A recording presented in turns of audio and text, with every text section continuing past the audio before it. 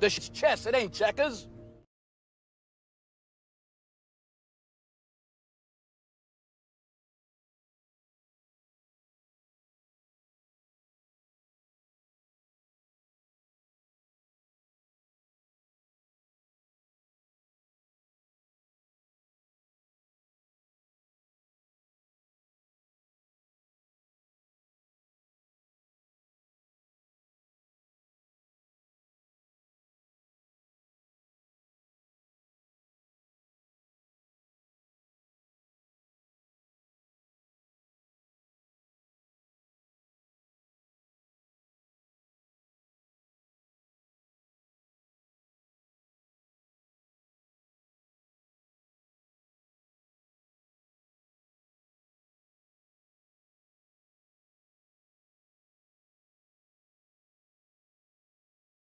You test. Okay. You test. All right. We got some new China merch, some new China tech. Let's test it out. You know what I'm saying? Let's see. Okay. You test. All right. We got some new China merch, some new China tech. Let's test it out. You know what I'm saying? So that is. Let's see. Okay. You test.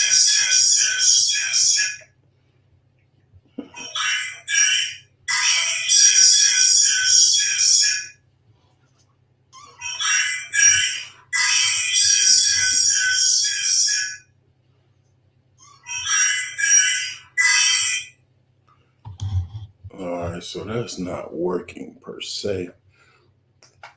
Let's see here. Let's see here. Let's see Heather. Let's see Heather. What we have. Let's see what we got here. Let's see what we got here. Let's see. Let's see here. Let's see how. Let's see what we got. Let's see what we got. We're doing some testing here. Let's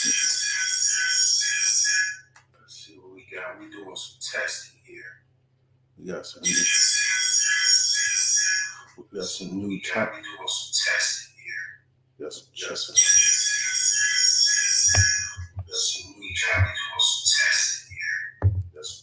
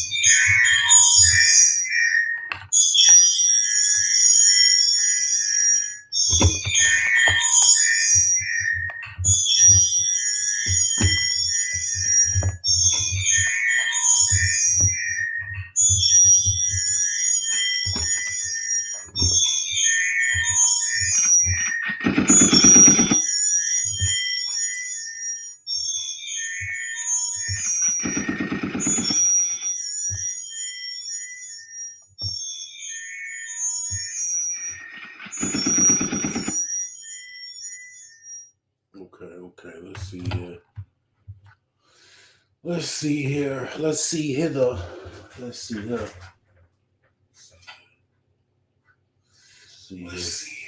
Let's see Heather.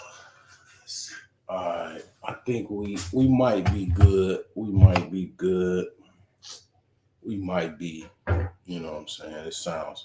It sounds about right. So, if you out there, you know what I'm saying, here you go.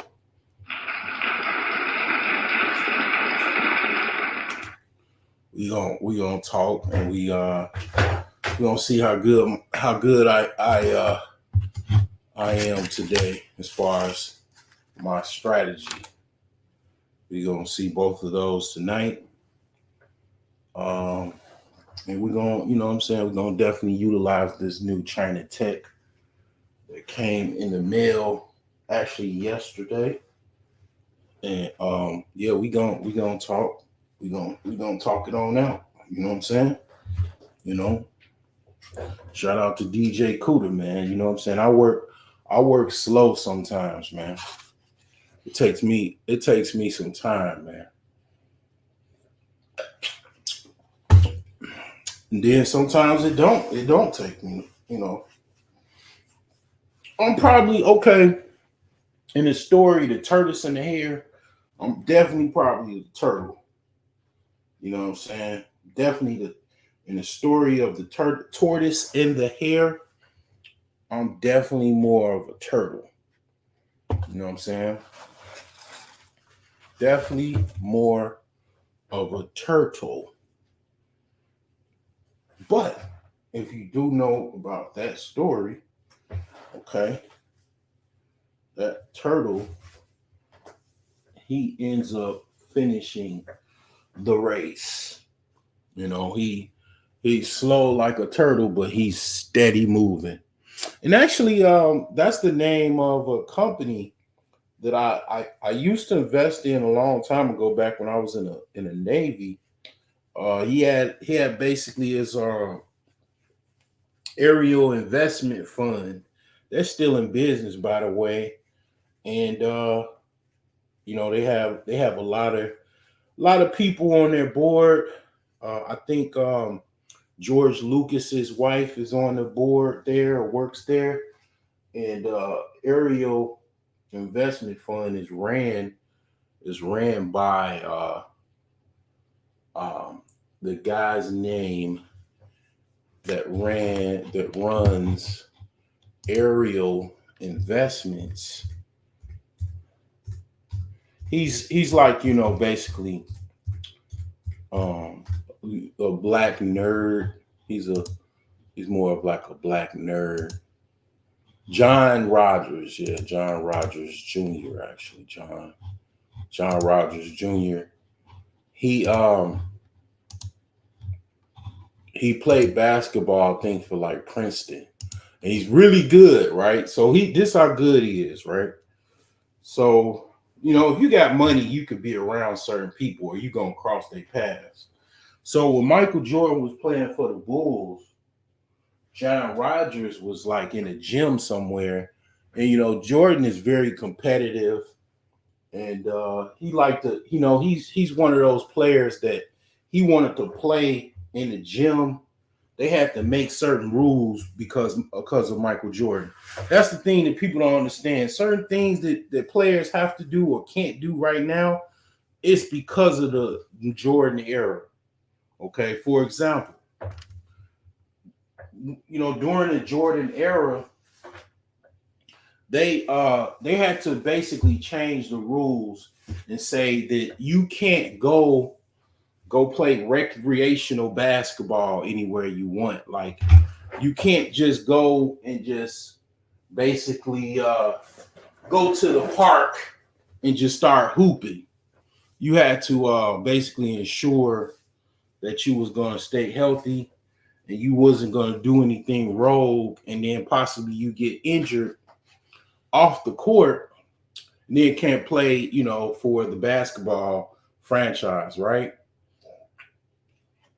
Well, that was started basically under the Jordan era, okay? Primarily for Michael Jordan, okay? And Jordan didn't really care because one thing you got to understand about Jordan, to a certain extent, Jordan is a gangster. Okay, he does, he bends the rules to a certain extent, a lot of times. And actually, Jordan, when you in that world, you actually are, dealing with, um, you're gonna cross paths with people that made their money off of illegal activities. Let's just say that. And Jordan basically, yeah, he would be at a basically recreational center somewhere, some wherever there's a gym with a basketball court, he might be there. So it just so happened again, John Rogers, owner of a very aerial investment fund, um, ex college basketball player at Princeton, was there, and Jordan challenged him to a 1-on-1. And if the story holds true, John Rogers actually beat Michael Jordan in a 1-on-1. Now believe that if you must or not, but that's actually a true story. So you women out here that you look at guys that wear glasses and maybe have a pocket protector as they're not let's just say capable of any type of male prowess or power. You have another thing coming, and to be honest, here's the thing: a lot of women, they tend to do what is called they go high and low, whatever you could say. You could call it high and low. They'll get with a serious. They'll get like with a gang banger when the smart ones, will try to do this or whatever. But they have to change their whole life in order for that to work out, But they'll get when they're younger, they'll get with the gang banger dope dealer, right? And then when they get older, and then granted they didn't have kids by the dude, and then when they get older, they'll get with a whole fucking accountant, a banker or something. That's a total finance nerd, and he has a decent car. He has he has basically the basics down plus more. He's smart. He's able to live his life, without worrying about looking over his shoulder, without worrying about is the feds coming. Living his life without worrying about certain things. Having a safety net, financial safety net, to be able to keep paying his bills on automatic pilot, as well as being able to travel. Being able to basically live a really fulfilled life uninterrupted. You know what I'm saying? So that is what a lot of times happens. You see it quite often.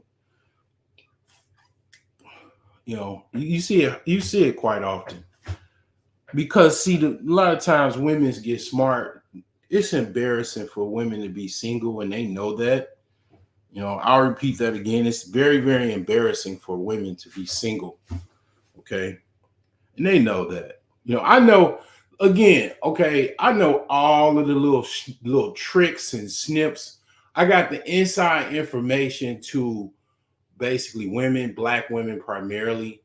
The reason why is because basically my sisters was black and my mama was black. You know what I'm saying?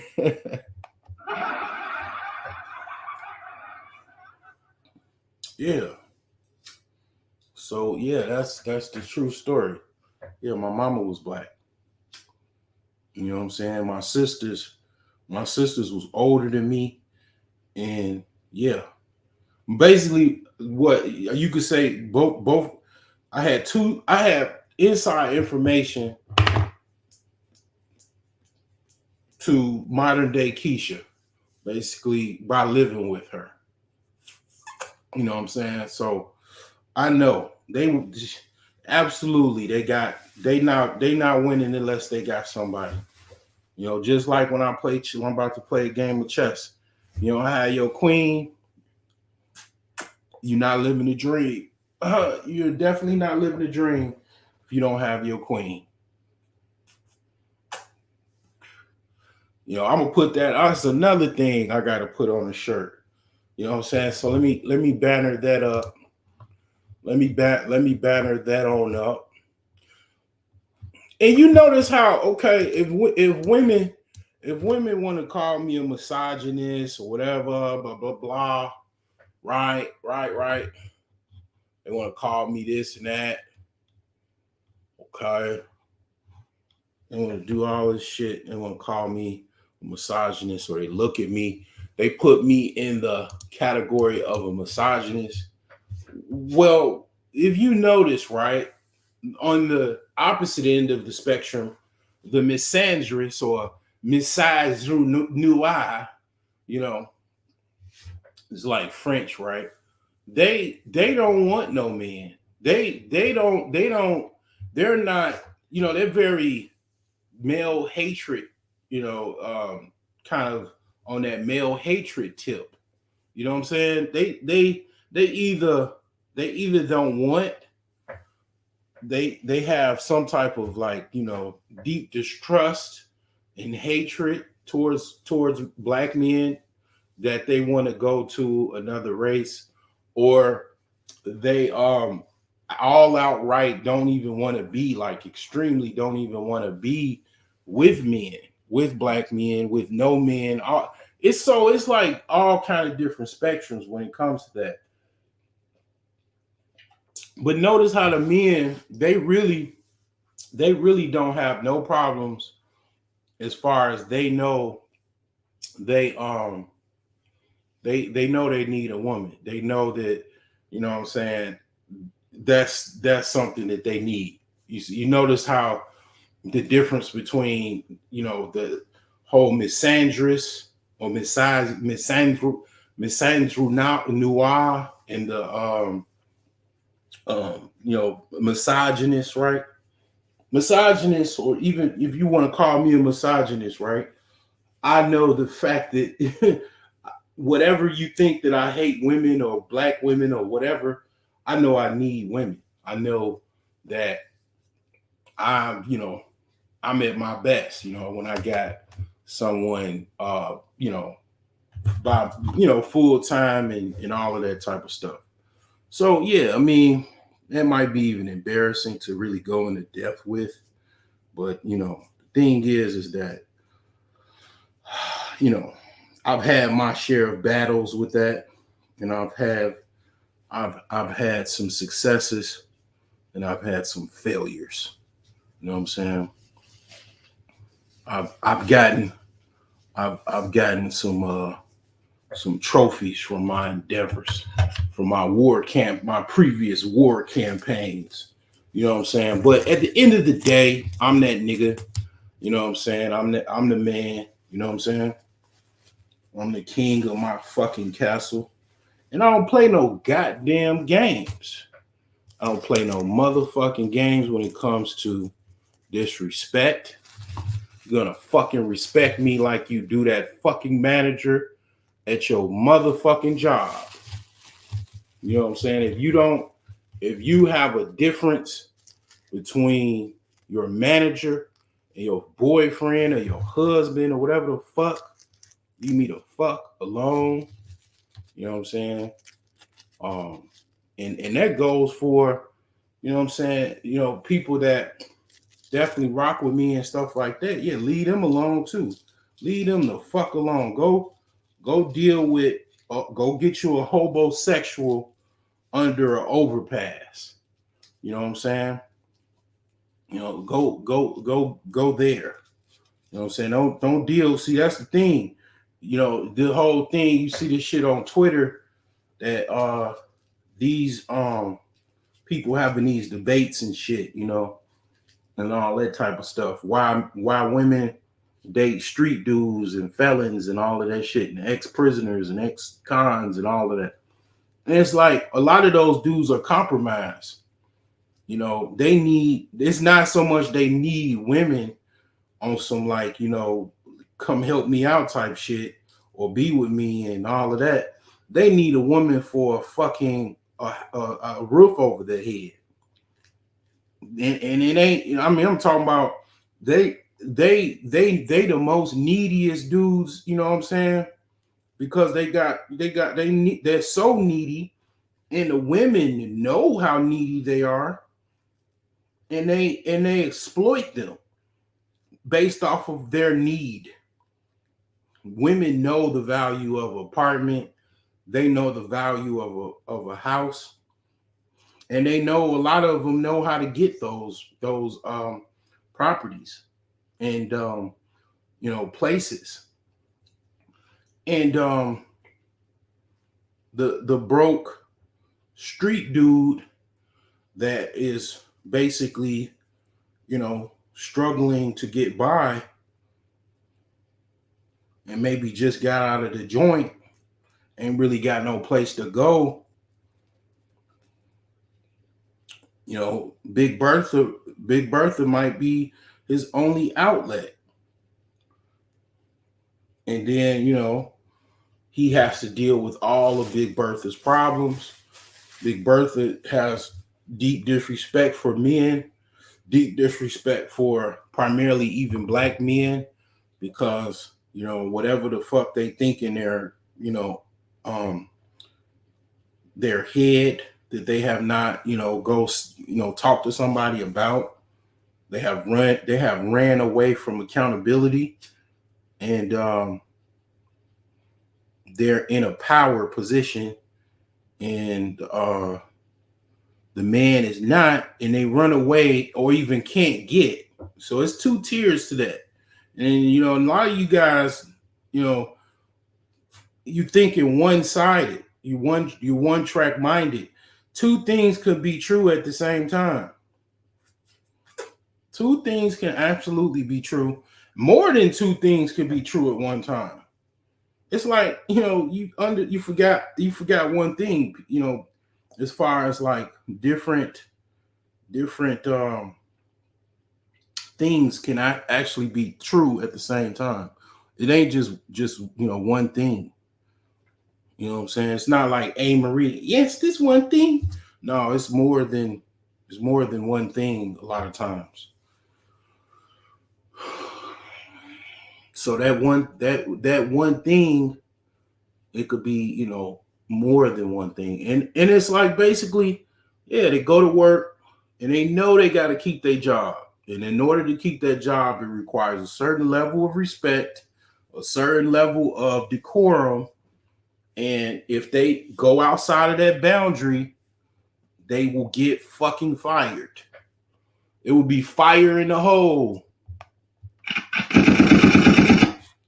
And they will be on the way to their house with a little box or a big box with their shit. And they're going to be fucking embarrassed. You know what I'm saying? I remember, I'm going to be honest, like, a lot of memories are coming back to me, just like little memories and shit. And it's like, I remember when the last recession, deep recession, the greatest recession or whatever, in 2008. I don't know where the hell this was, but it was basically like, it was a bunch of 85 octane chicks that worked for, they had like a city contract or something. So they worked for a city, I don't know, hospitality agency. I don't know what the fuck. But I never forget seeing the news, basically they were interviewing them. They were losing their job. And then they started crying. They started crying because they lost their job. And it's like, I mean, I'm not going to say that there ain't no men out there that probably have done the same thing. But usually men don't cry when they lose their fucking job. But that's very common for women to cry if they lose their job. No doubt. Like women are emotional. There is a little girl inside every woman. And yeah, she might not cry in public. She might cry at home. She cries when they lose it. Me per se, I can promise you I promise to the heavens above. Okay. I've lost plenty of jobs, unfortunately. I've never cried when I lost a job. Whether I got laid off or whether I got fired, whatever the fuck. I never fucking cried one tear because I lost a job. But you got to think, got to understand that job to a lot of women, black women particularly, that's their way to not have to deal with men, not as far as black men to be independent of them. That is their way. That is their way out of that. Basically that because before like that's why the color purple is so much of a big deal. You know what I'm saying?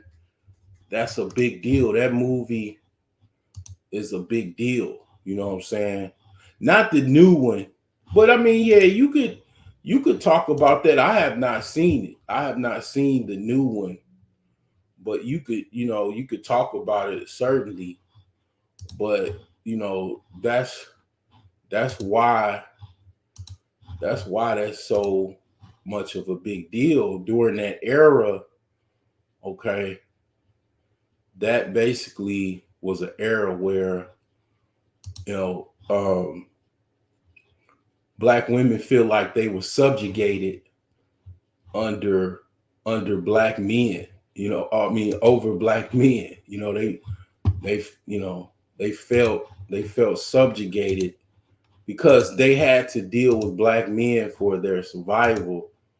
So they felt kind of like they were subjugated to deal with black men in the same kind of similar way that white women were. They felt that they were subjugated to deal with men. You know what I'm saying? Like uh, that's kind of how they felt about that. They felt that they were subjugated to deal with black men for their full survival, whether it be financial help, actually living up under their roof and everything. They felt like they were slaves. Basically, color purple is like the old black women. I know them too. I talk. You see, you all know me. Like when like the boomer black women, they quiet when I talk unless they really, really smart and knowledgeable. They quiet because I know my shit. You know what I'm saying? Like I'm not no like even people in my same age group. I know more than them. I know more than most of my peers that went to high school and stuff like that. So they can't pull nothing on me. They can't pull that, like they can't pull no fast one on me. You know what I'm saying? I'm a motherfucking man. I was born and raised to be a man. So the thing is that when it come down to it, I know the history of what things was going on in the 60s and 50s because I used to hear about the shit. From my grandparents, from my mother, my uncle, actually uncles, you know. And also I knew what, went on in Africa because my dad would say what happened. So the thing is that yeah, I mean, that's how they feel. That's why the color purple is that old movie. They feel like they're slaves to black men, and their job is that link away from slavery. But obviously they know, okay, we have a problem here. We're now slaves basically to white business holders. Okay, we're slaves to to basically white corporate business interests, and they know that, and that's why the reason the whole divestment thing. I'm like, well, we don't really want to go back to the color purple. We know we work with these cats, so the way I look at it is they're rather basically kind of like what they say. Because I listen to them. They'll rather have their check. They'll rather fully just go all the way with it. They'll go get their check and then also sleep with the dude, at the same time. Sleep with the person that's signing their check. And thus the reason where, basically white men, they like that arrangement. They like that power. I mean, you got to call it like it is, man. You know what I'm saying? You gotta lift your nut sacks and call it like it is. They like that arrangement to a certain degree. They don't really want you to have money because they want that broad. They want Keisha to keep coming to their job and needing them. They get a hard on by Keisha needing them. You know what I'm saying? Having a need for them. You know, having the option to even, get Keisha at work. You know what I'm saying? They love that shit. That's why they hire Keishas and they don't hire you. That's an old motherfucking strategy. It's an old strategy. That shit in the Bible. But again, black men, we're not in a lot of us are not necessarily in a power position, not in this country. Okay. That's what you got to understand and realize.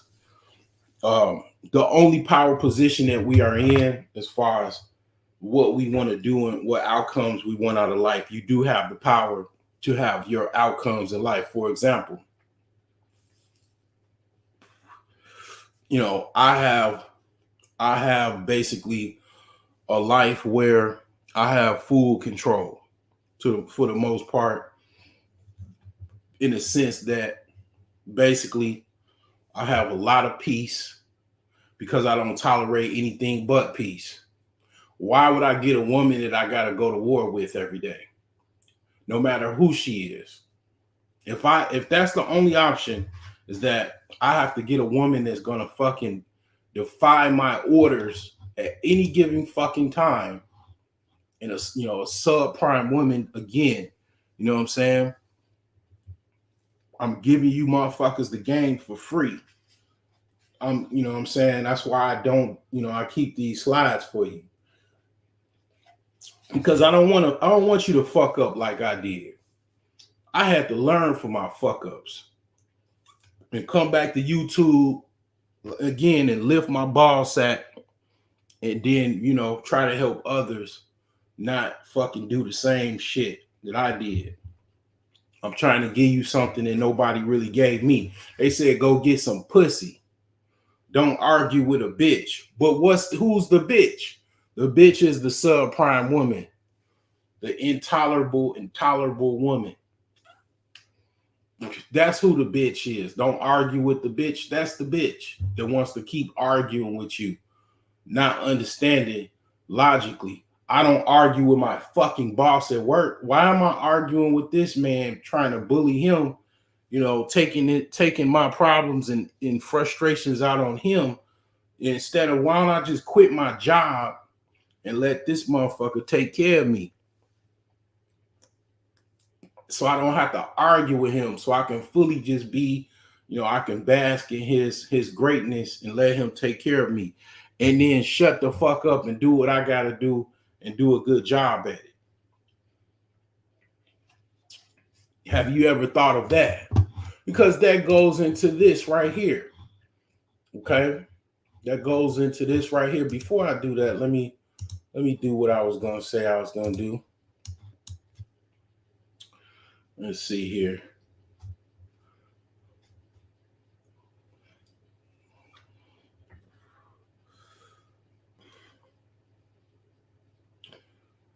I have to listen to the playback, as far as like that train of thought. It quickly came and went.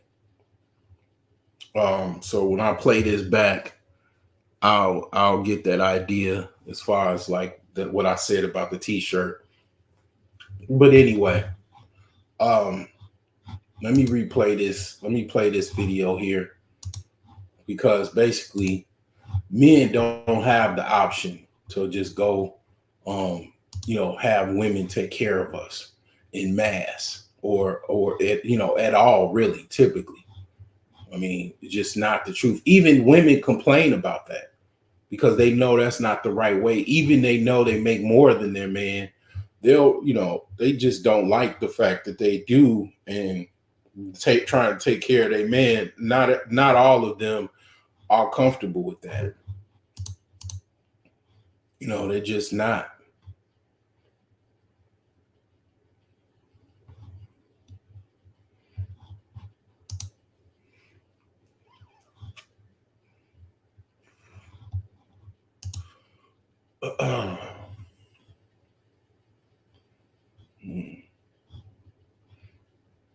Let me see here.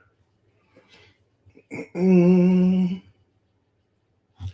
know I uploaded this joint because I had found it. Let's see here. I think I might have put it on my Facebook. I think I put it on my Facebook there. I'm pretty sure I put it on one of these. Let's see.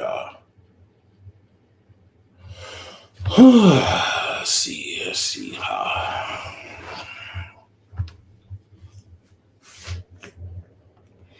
put this on my reels. Check this out here.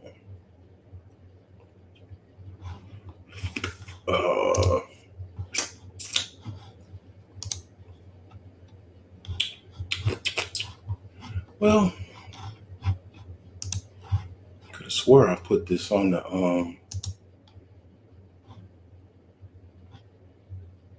my YouTube.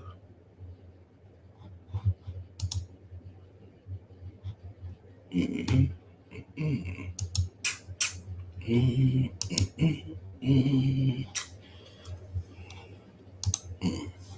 me see here. Yeah, that's it. It wasn't titled with his face and everything on it. Okay. So this is the thing right here, right? Let's talk about common sense. This is common logic, right? This is common logic. Let me play this video. Most women want to have a career. Well, I don't believe that's true. I don't believe that for a second. You're telling me what you've been told and what you've been told to believe, not what you actually believe and not what's actually the case. No, I don't believe for a second that most women want to work and most women want to have a career. That's PR. That's propaganda. I mean, you can't say honestly that you think that most women want to work and also say that women have equal intelligence as men, because if they have equal intelligence as men, what intelligent person would choose to work if they had a choice not to?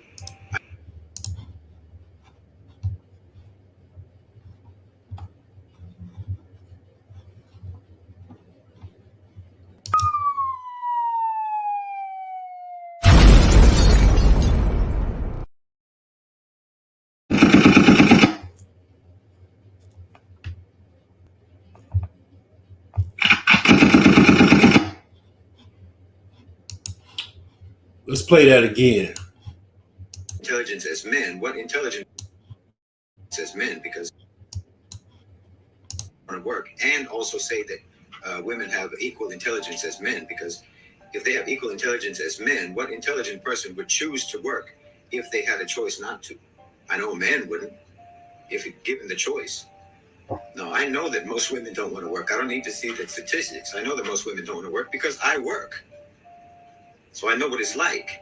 No, you can only convince a woman or anyone else that it's wonderful. It's just so fulfilling to dress up in business clothes and go to an office all day if they've never worked. You can maybe sell that message to young, inexperienced people, but anyone who has been in the workforce for any length of time will tell you it is not exactly living the dream. Wow. Let's play that again. Let's play that one more time. Women want to work and most women want to have a career. That's PR. That's propaganda. I mean, you can't say honestly that you think that most women want to work and also say that women have equal intelligence as men, because if they have equal intelligence as men, what intelligent person would choose to work if they had a choice not to? I know a man wouldn't if given the choice. No, I know that most women don't want to work. I don't need to see the statistics. I know that most women don't want to work because I work. So I know what it's like. No, you can only convince a woman or anyone else that it's wonderful. It's just so fulfilling to dress up in business clothes and go to an office all day, if they've never worked, you can maybe sell that message to young, inexperienced people. But anyone who has been in the workforce for any length of time will tell you it is not exactly living the dream.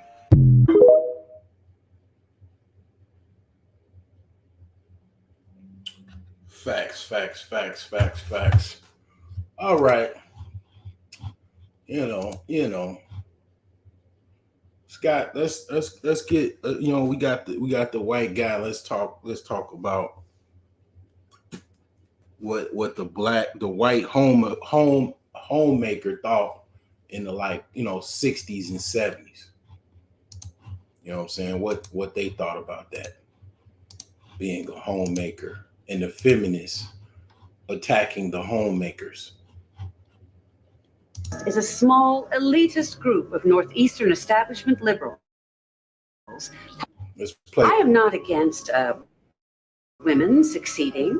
I am not against women working outside the home. That's their choice. But what I am against is a small elitist group of Northeastern establishment liberals putting down homemakers. Now, the livers love to say that they're dedicated to choice. But if you dare to choose the path of full-time mother, well, there must be something wrong with you. Sister, the cards are stacked against you. When you wake up in the morning, you won't get a job. And if you do, it won't be a good one. And if you get a good one, you won't get promoted. And if you get married, your husband will treat you like a servant. And marriage is just... Woo! Same.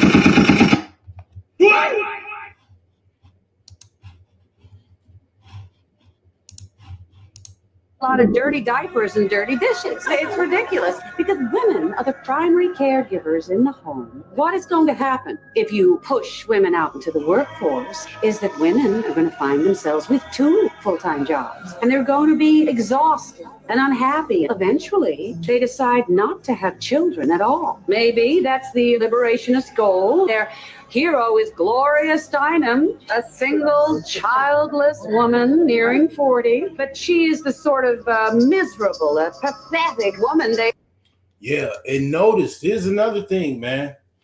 I'm living my life. I am enjoying it.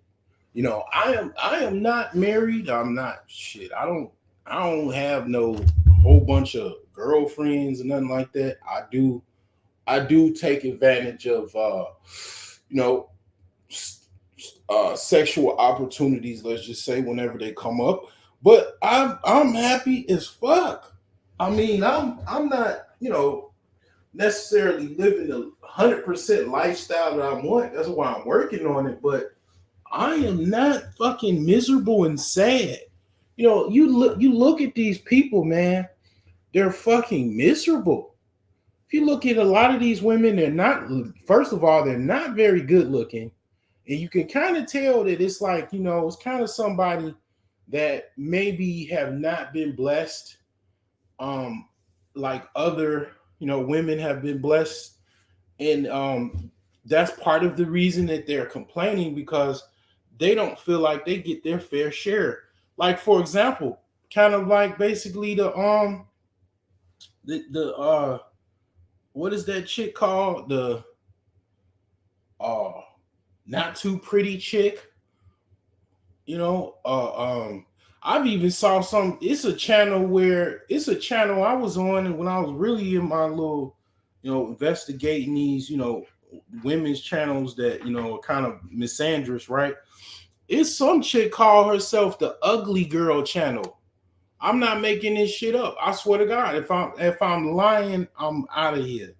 It's a chick called herself the Ugly Girl channel. You know what I'm saying? And it's like, what? Yeah, so these women, actually, you gotta think about it, man. And women they fell for it. They fell basically for a bunch of rainbow mafia women and unattractive women that had some type of gripe against men in society. and all kind of other problems. And they basically didn't get their fair shake in life. They only got one life. And then they just started a movement to nefariously rip apart, the American family, because basically that's what they felt was the base of patriarchy is. And it's like patriarchy is still here in America. It's basically the justice system, the government. But the American family, was ripped apart by these ideologies on both black and white sides. So let's play this video here. Aspire to be. And perhaps that is why the liberationists are trying to sow these seeds of discontent among we happily married women. They want us to join them in some new sisterhood of frustrated togetherness because none of them can find a man who wants to marry them. I am not against women succeeding. That's that look. That's that look when, and when women say something that's true, it really hurts them. It hurts other women because they're you saying something that's obvious, and that's people trying to run from. That's why you should always kind of, if you can, don't beat around the bush, go right down the middle and basically say it like it is, because it's kind of, words are very, very much powerful. Words are like, a martial art too. Because if you could tell somebody exactly what it is, the obvious thing, you can just cut the bullshit, and then basically, like the woman in the video, her soul looked like it dropped to her fucking stomach, because she knows that's part of the truth. They even know that. And when you point out the obvious, you can't get somebody's attention. You know what I'm saying? Because you'll be like a wise person that can read their mind, because they know what the truth is. When you realize that you can see full through the blinders, you know what I'm saying? They'll be shocked. People will be shocked by it. You know what I'm saying? So let me play this again. I am not against women working outside the home. That's their choice. But what I am against is a small elitist group of Northeastern establishment liberals putting down homemakers. Now, the livers love to say that they're dedicated to choice. But if you dare to choose the path of full-time mother, well, there must be something wrong with you. Sister, the cards are stacked against you. When you wake up in the morning, you won't get a job. And if you do, it won't be a good one. And if you get a good one, you won't get promoted. And if you get married, your husband will treat you like a servant. And marriage is just a lot of dirty diapers and dirty dishes. It's ridiculous, because women are the primary caregivers in the home. What is going to happen if you push women out into the workforce is that women are going to find themselves with 2 full-time jobs, and they're going to be exhausted and unhappy. Eventually, they decide not to have children at all. Maybe that's the liberationist goal. Their hero is Gloria Steinem, a single, childless woman nearing 40, but she is the sort of miserable, pathetic woman they aspire to be. And perhaps that is why the liberationists are trying to sow these seeds of discontent among we happily married women. They want us to join them in some new sisterhood of frustrated togetherness, because none of them can find a man who wants to marry them. I am not against women succeeding. I am not against.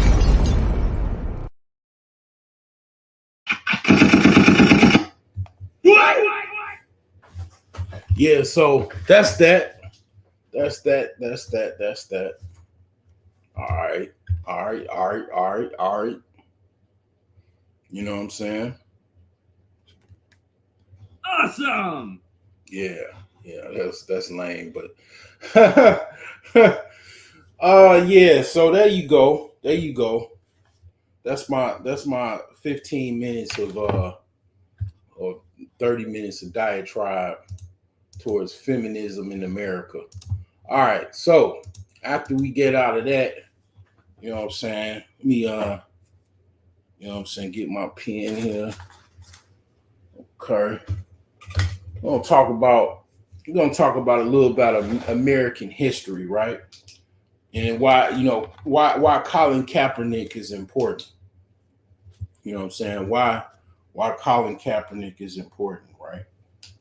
And what no, it's not so much, him per se, but what he called out was important. He called out what the actual Star Spangled Banner meant, and what that means to me, what that means to you. You know what I'm saying? Like as a black man in America, that history that you might have missed. Okay. So what is the Black Spangled Banner? I mean, or the Star Spangled Banner. Okay, what is that story about? Okay. What is that story about? The Star Spangled Banner. Okay. That basically anthem that is basically said every event or whatever. You know what I'm saying? What is that basically? What is that? Okay. So the Star Spangled Banner was basically originated by a man called Francis Scott Key. Okay. So Francis Scott Key was basically someone that was fighting in the Revolutionary War. Okay. Someone that basically was fighting in the Revolutionary War. Okay. He was a lawyer in Maryland. Okay. So he wasn't really, you got to understand, typical lawyer is kind of like a office worker, not really physical, thinks with his brain, sharp, focused, intelligent, a lawyer. Okay. Well, actually, he didn't fight. No, he didn't fight in the Revolutionary War. This was after the Revolutionary War. I stand corrected. After the Revolutionary War, it was basically the War of 1812. So it was a British bombardment of Fort McHenry, which Fort McHenry was in Baltimore, Maryland. Fort McHenry. So basically, that Star Spangled Banner is not from the Revolutionary War. It is from the War of 1812. Basically, in short, the War of 1812, the British came back on some fuck you type shit. I know y'all, won the Revolutionary War. You got the French involved, good play. But you know what? We're gonna come back and we're gonna have some skirmishes because we still powerful, and our might is definitely a force to reckon with. So they bombed Fort McHenry. Basically, they bombed Fort McHenry and Baltimore Harbor as a way to kind of try to kind of get back at the United States, the young United States at the time, 13 colonies. Okay. And it was like a battle, it was a battle, a post Revolutionary War battle. Okay. Now, during that battle, why this is important to Black people is that Francis Scott Key was basically he witnessed a black British brigade slaughter basically the Americans in the battle. And he barely escaped with his life. Because see, here's the thing with the Revolutionary War and how it fared for the black people that helped fight the Revolutionary War and the black people that escaped. And those black people live in Canada now that escaped and went to fight for the British because the British was offering freedom from American slavery. So the British was basically offering freedom. The Americans was indifferent about the freedom. They offered some were offered freedom and was granted that freedom, but it was not all of the black soldiers and military personnel during that time were given freedom after the Revolutionary War. Okay, they were not all given freedom. Okay, some states they abolished slavery. Okay, some ex patriots, black patriots, were offered freedom. They were considered free men. But it wasn't like the British. The British basically went up to their northern territories, which is now modern day Canada. They took those black escaped slaves that fought for the British in the Revolutionary War up towards Canada, and they lived there. They're still there to this day. A lot of black people that are in Canada are descendants of those black people that escaped a combination of escaped slavery and also that those that fought for the British in the Revolutionary War that were escaped slaves from the transatlantic slave trade in the United States of America. So that's why that was a deal where he did not want to stand and pledge his allegiance to that national anthem because he knew he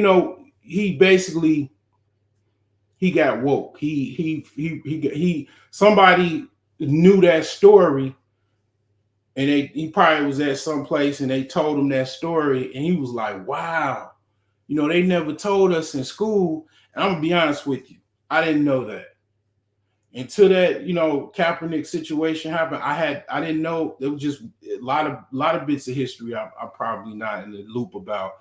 That was one of them. I didn't know the full details of that story. Okay, so that was why that was important. So that being said, you got to think like you done help fight the British, off of basically taking over America, fighting them to basically release their taxation, their subjugation of the colonies.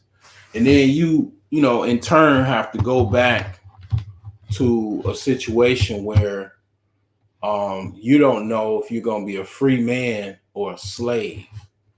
That's got to be rough. You know what I'm saying? Where the escaped slaves, they automatically were given freedom because they went to Canada and lived their lives. I'm not going to say it was peaches and cream. Okay. And Canada is cold as hell. Okay.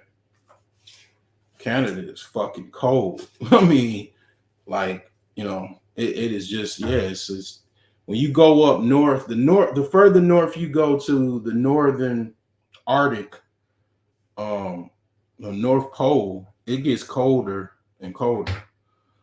So yeah, I mean that was just something I just wanted to point out again if you didn't know that. Okay. You know what I'm saying? All right, so we're gonna play some chess.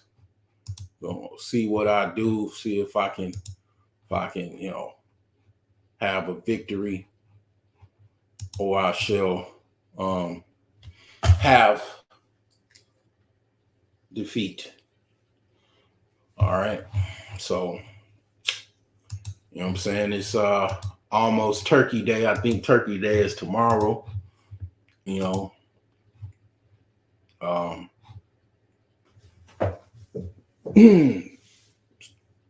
probably already, cooking turkey or smelling turkey fumes or whatever the case may be. You know what I'm saying?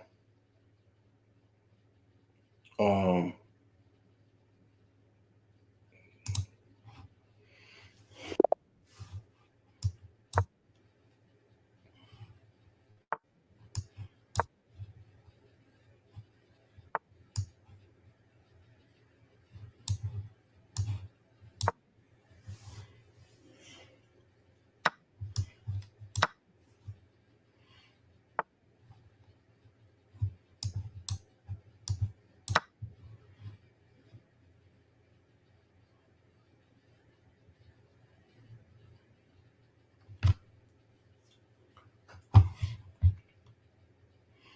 so it looks like we playing somebody from the Philippines. Uh, let's see here. Playing somebody from the Philippines there.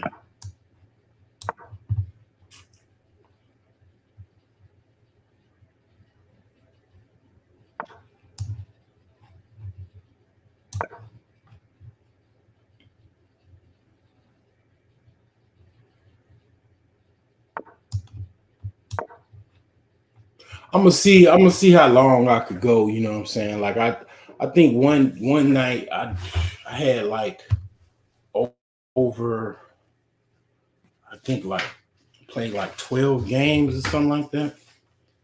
Uh,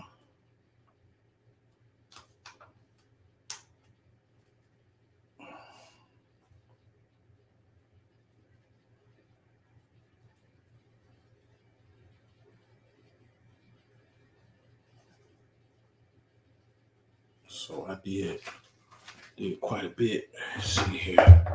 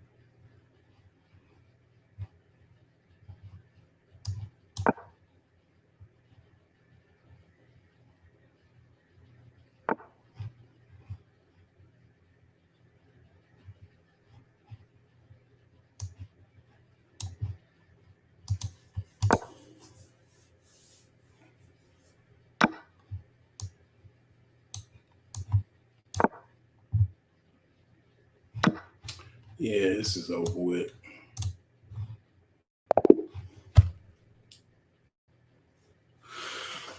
Oh, let's see here.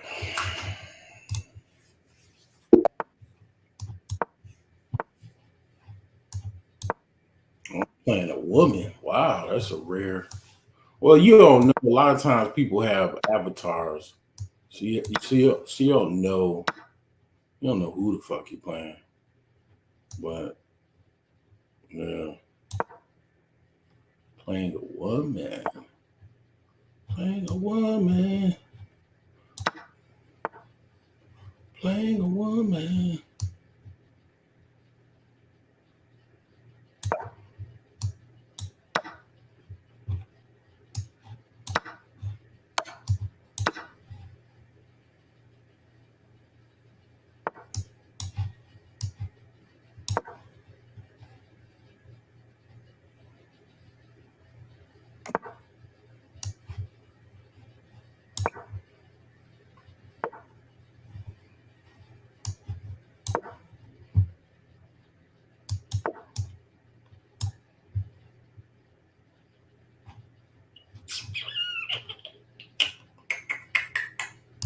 Yeah, good move.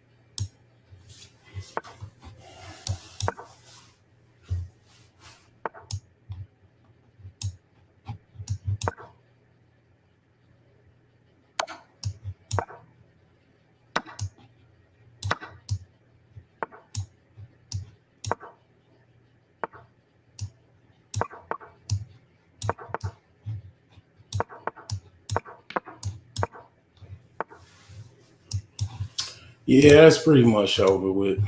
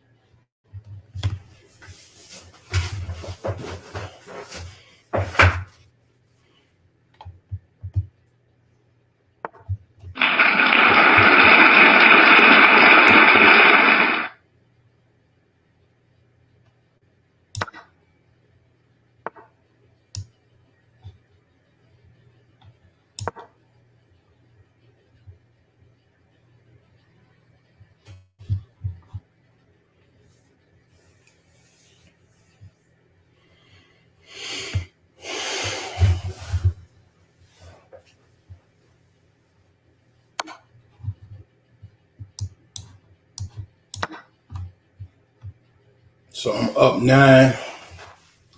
So that's good. Finally get a win. Much deserved, much needed win. So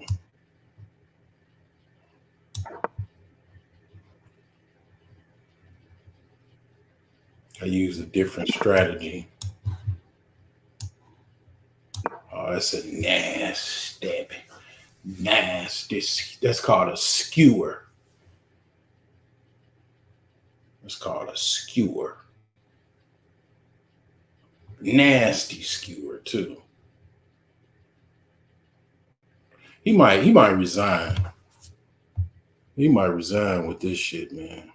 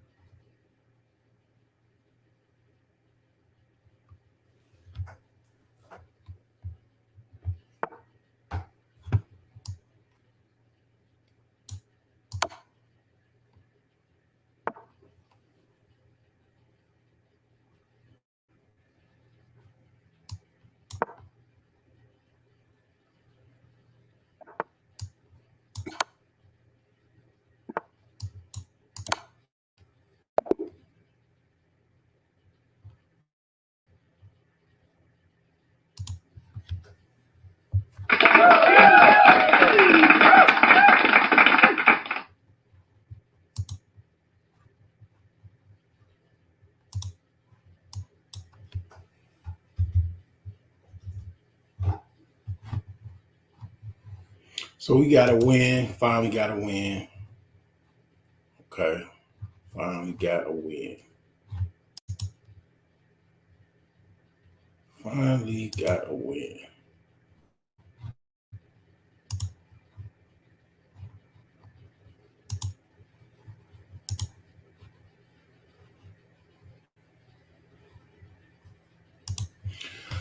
Finally got to win. Yeah. Finally got to win.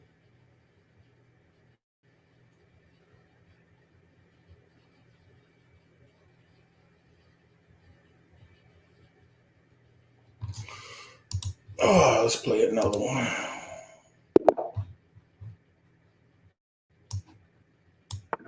So we playing a Mexicano.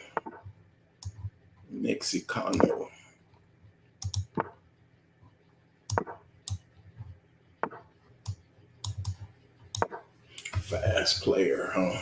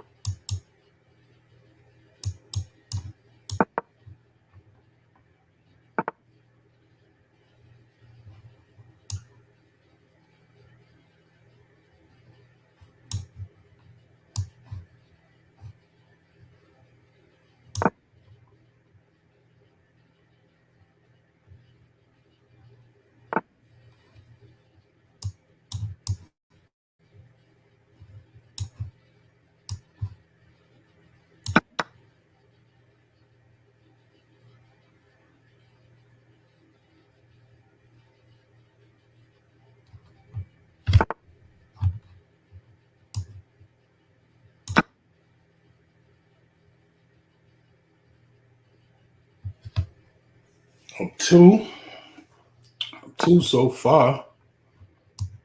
He's still giving me his pawns.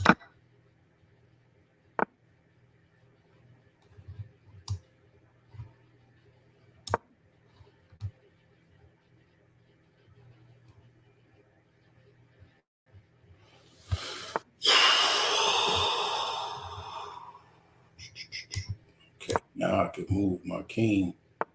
Yeah, that's what I'm saying.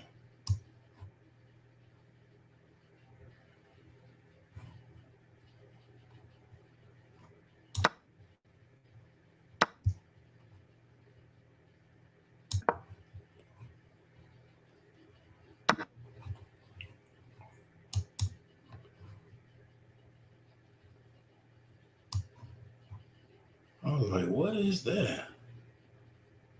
I was like, okay. What the hell is that?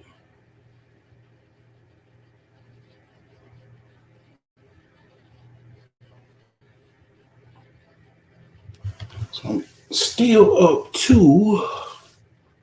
But he's pretty aggressive. I will give him that. He's pretty aggressive. I ain't gonna lie. Smog is aggressive. He is fucking aggressive. But I am too.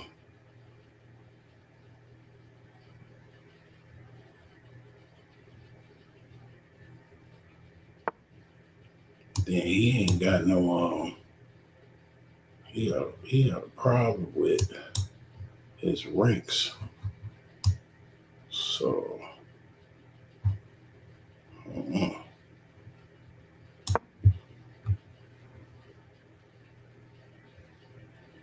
he got a problem. See, your pawns is important. People be even I struggle with that, giving up my pawns too early. Yeah, it's not a good thing. You don't give up your pawns early. you gotta keep your pawns. Pawns are important. See, he can't be two places at the same time.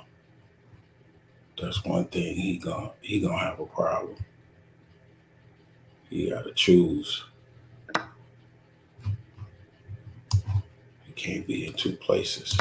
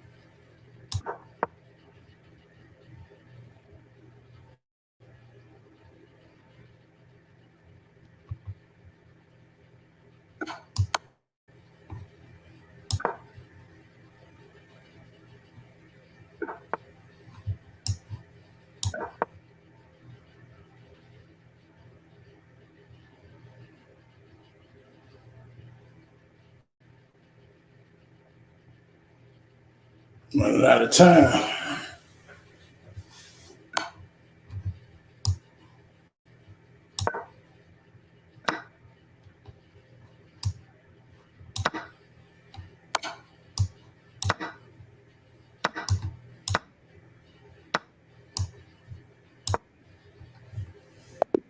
Yeah, I got that one. Oh, so I'm even Steven. 2-2. Alrighty. Let's take a little break real quick. Play some play a video here.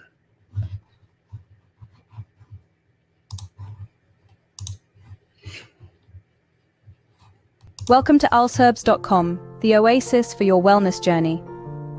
Our mission is to promote good health and reduce the risk of disease by providing a holistic approach to well-being.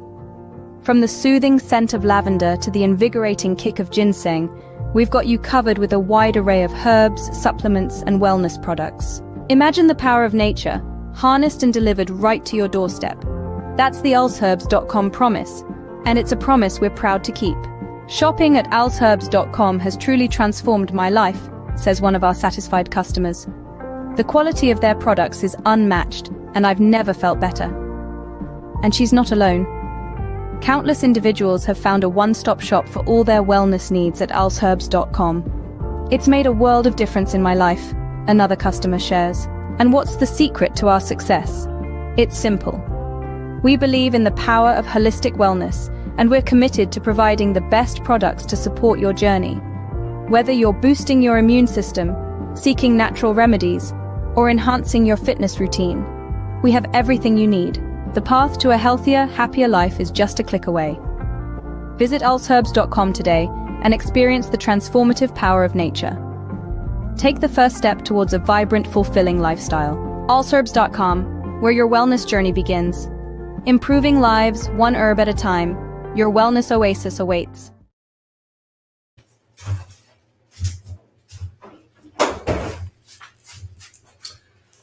Yeah. So yeah, that was pretty much commercial break. So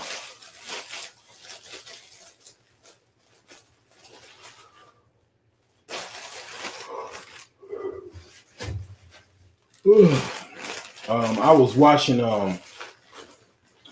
BGS earlier today talk about emasculization of men, and it was very good, man. It was a good live stream, man. It was, he snapped, man. He snapped on that joint, because a lot of women, that's what they try to do. Like they try to emasculinate a lot of men. So they love, in the pickup world, they call it shit testing a man. Basically, you get shit tested when a woman tries to press your buttons, tries to say certain things and shit like that.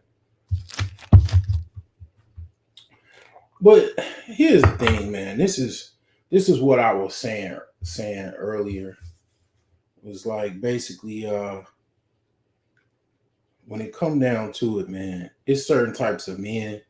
It's men that cannot be controlled by women, and then there's men that can be controlled by women.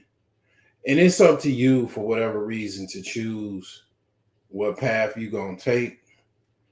But definitely, I'm one of those men that I would rather not be controlled by women, and I pretty much stay away from situations where some woman is basically wearing the pants in the relationship.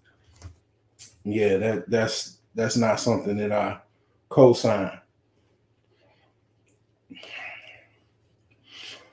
If you really had the option to only deal with women that wear dresses, I suggest you do so. You know what I'm saying? I definitely suggest that's what you do. Just only deal with women that's very feminine, strive to be feminine, and is very comfortable wearing dresses.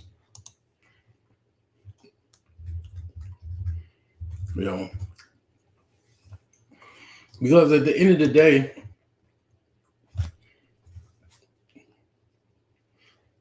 Not to say that those women won't try to do that or whatever, but at least you know those are women that are actually trying to be women. You know what I'm saying?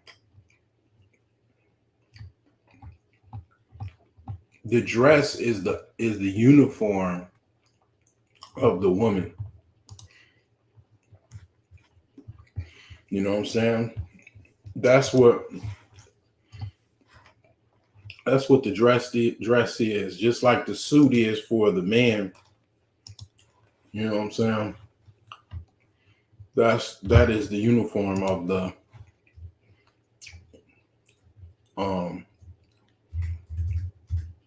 woman. You know what I'm saying?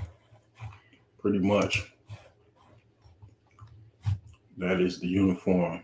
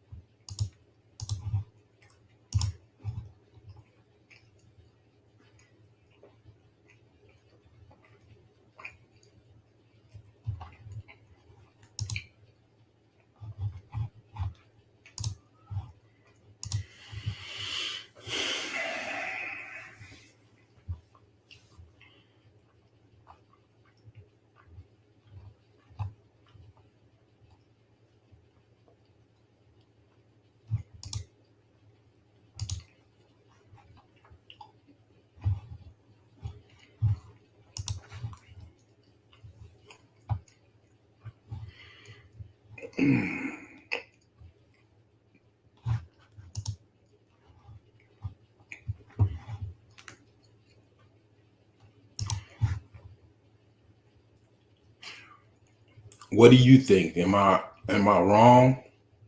Am I off? Am I off point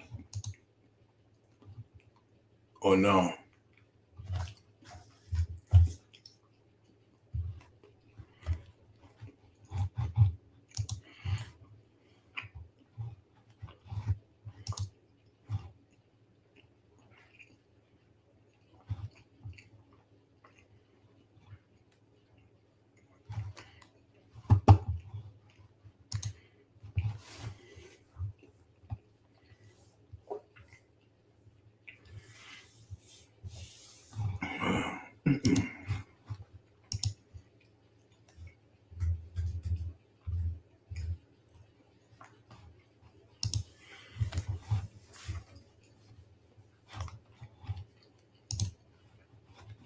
Am I off point?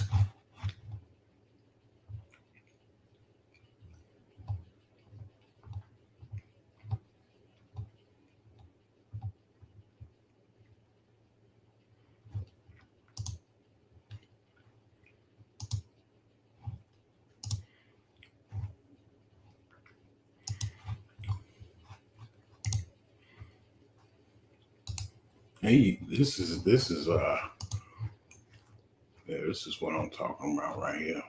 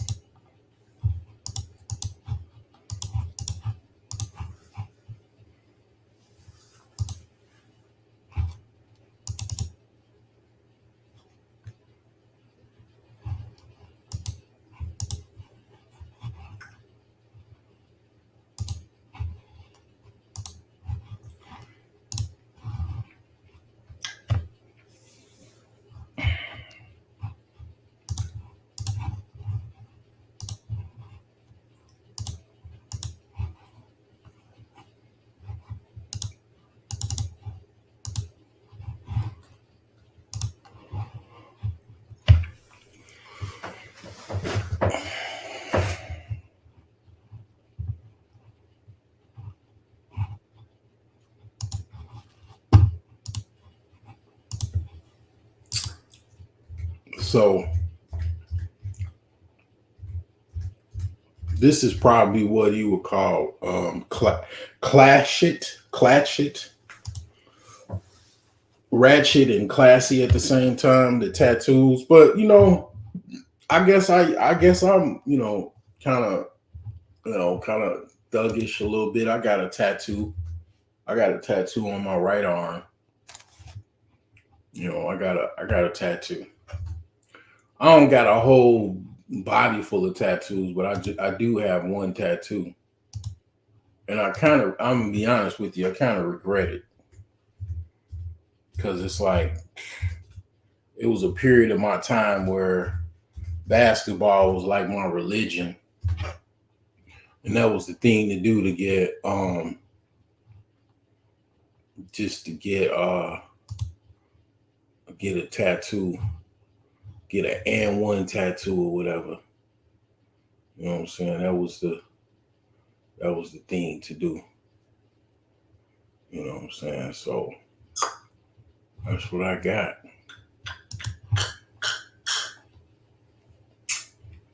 But yeah. Classy though. She looked like she about a 9. That's about a 9 right there. Yeah. Definitely a 9. And it's certainly things that come with that attention. I mean, you're gonna get a lot of attention, man. Women like that, you gotta be able to hold that. You're gonna get a lot of hate.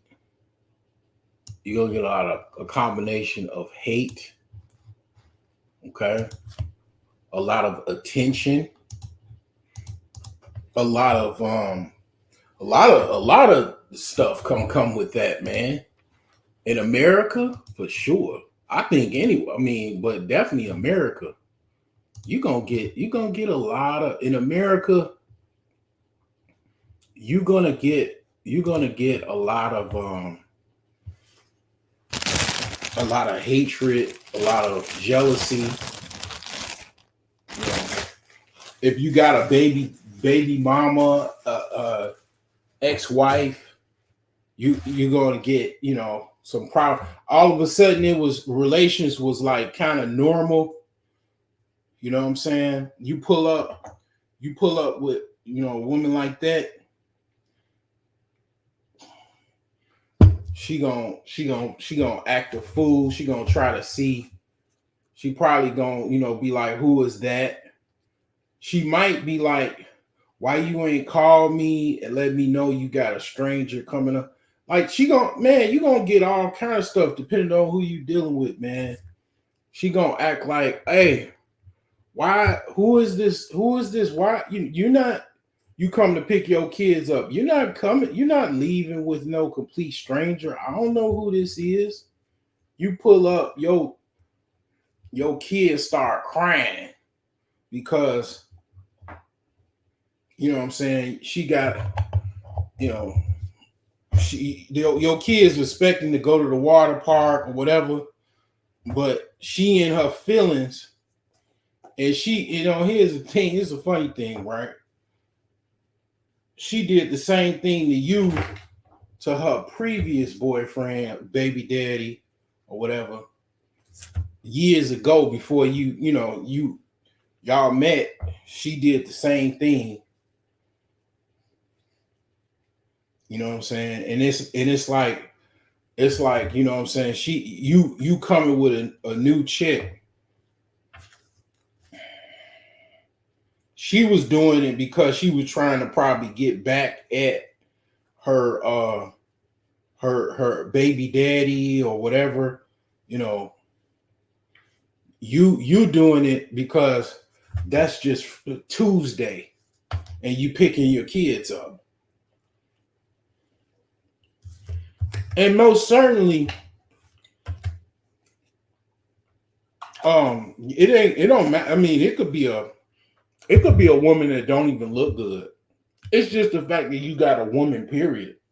But definitely, if you pull up in something like this, You know what I'm saying? You put up your ex-wife, your baby mama. She used to you.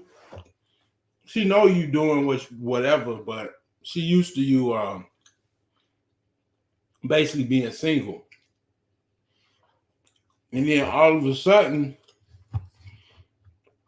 you tell her, you like, I got somebody I want to show you.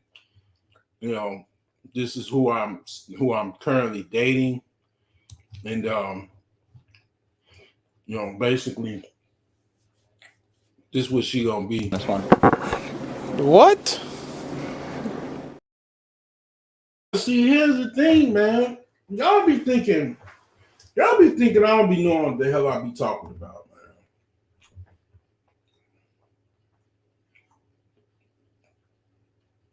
man. And y'all, y'all stuck on all of these people, man, that are sensationalists, popular, and all that. And you think as if because somebody is not popular, that doesn't hold that they know anything, or that they even probably know more than people that are famous and popular and stuff like that.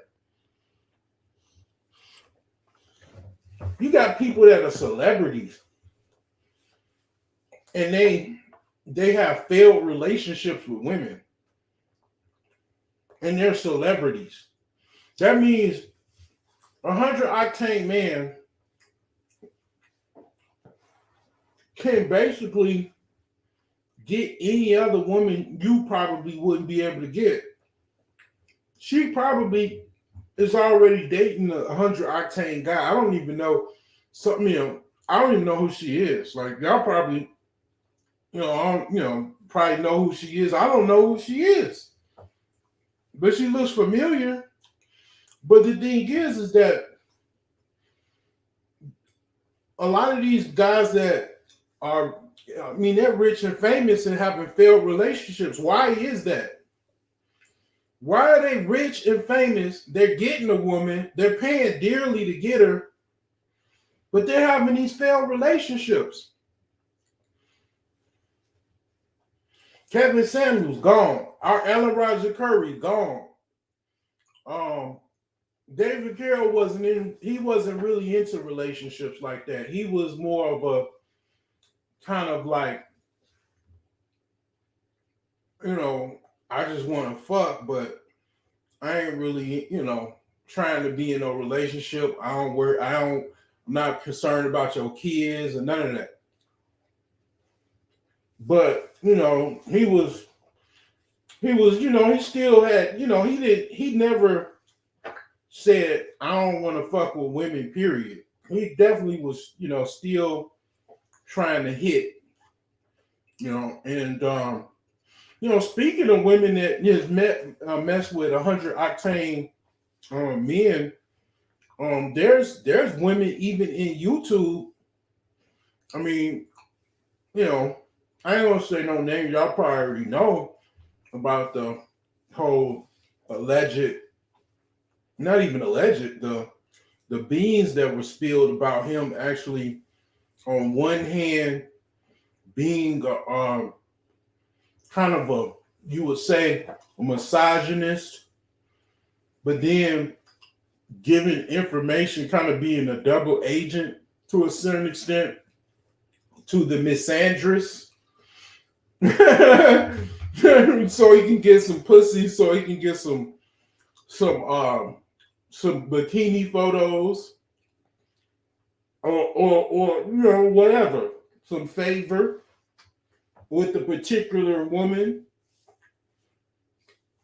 that should be unnamed, that likes white dudes, and she talks about the pink pill. You know what I'm saying? Like, that was what he was doing. That was what he was on. Now, I know people be like, respect the dead and all that. Man, I'm just stating the point. I really don't give a fuck. I don't give a fuck about none of that shit. Because at the end of the day, whatever your legacy was, it was what it was. I mean, certainly the man was good, but he was doing that. Now I thought, I thought things or whatever, but I'm not gonna say what I thought or anything like that. But I mean, these men are dead. That's the point. And that being said, these men, they were given information that a lot of people absorbed. Kevin Samuels, Alan Roger Curry, David Carroll had viewpoints and stuff he was talking about. People don't live forever, okay? Things happen. And also that as far as things is happening, that what they said is no longer nothing new. They're not going to say anything new because they're no longer here. They have their channels still up. Their information is still there. You want to watch it. I'm sure a lot of people are watching a lot of old footage. That probably, if they're smart, they're getting a terabyte or two hard drive and they're downloading it. You know what I'm saying? While the content is still out there. But the thing is that, yeah, these men, used to come on almost every day giving you information on how to, try to kind of navigate this dating market in America, how to deal with these women, how to talk to them and all that. Of course, they had, consultations and all of that. But the thing is that what I'm trying to get at is that these guys is no longer here. They can't give you any consultation, you know what I'm saying, if they even try it, because they're no longer here. So they cannot, in essence, save you anymore. You have to save yourself. You all alone. Even me, honestly, I've definitely helped support Ron Wills with the little coins that I have, and he's sick, recovering. You know what I'm saying? So it's like, man, who else is left? The young guys. I mean, of course, you got his understudy, cousin T-Tar. He's still strong. Holding on, pause, and I mean, I most certainly don't look at myself primarily as a dating expert or professional or whatever, but I certainly have a lot of insights. I have more than what I share to even disclose about how deep I am with Black women, and women in general. But because at certain levels I just I cannot share. Certain people in my life, they understand. They know who is real and who is fake, and what's going on. They know my, what I'm saying, my homie, he know me very well. And I know him, what I'm saying, but he called me like a week or two. No, actually this earlier this week to kind of vent, what I'm saying, talk about what was going on in his life with his family and his his goals and stuff like that. But yeah, you got the option, what I'm saying, of having a passport to go somewhere else. A lot of people are kind of leading toward that. I'm up out of this bitch next week. I mean, what I'm saying, I'm at least out of Illinois and Indiana, what I'm saying, next fucking week. Thank God. Yeah, I'm out of here. You know what I'm saying? Gonna take me a little short little trip. I might see what's going on or whatever, wherever I'm going, and come up or whatever. You know what I'm saying? Matter of fact, I got some business I gotta try to see if I can attend to while I'm there. But I'm only taking a short trip. I'm not necessarily going long. Like a week or a couple days or nothing like that. just a little short trip. So the thing is that basically I am not just, sitting idle, man. I'm practicing what I preach, man. I might not necessarily have the means or the time or the freedom to do the things that I really want to do, but I'm just telling you, again, you got celebrities, you got millionaires that's having problems with women. You know what I'm saying? And they're having major problems with women, and you most certainly would listen to those guys. You would listen to them in a heartbeat, because they're celebrities, and they garner a lot of attention and views and all of that stuff. And a guy that would have a small channel like myself or whatever, a lot of people might dismiss me or whatever, or have some type of boycotting of me or something for the Discord. Man, don't follow the broke jeans, man. Fuck that nigga, man. If I catch you following that nigga, man, it's on site. And it's like, you might have that type of shit going on. But at the end of the day, man, I'm gonna tell you like this. I don't just talk shit, man. I'm a doer. You know what I'm saying? I build houses. I fix cars. You know what I'm saying? I do all kind of stuff. I'm not just, this is just something I do quite often, but I'm not just this channel is, I do all kind of shit. Like Nino, he comes on my channel quite regularly. I was thinking about all week what he was talking about. He said I'm a chameleon. And I was thinking, damn, why am I a chameleon? And I understood what he was talking about. See, like y'all, most of the people that would the format that I'm on right now is like what would be considered like a podcast type format, right? But this is not just a podcast channel. This is like kind of like I'm all over the place. You might catch me go live, and I'm somewhere the fuck else. I might be in Sandro Pay. You know what I'm saying? You might catch me, I'm putting up, some drywall or something. You might catch me, I'm fishing. I'm living my fucking life. And I'm, dealing with what I gotta deal with.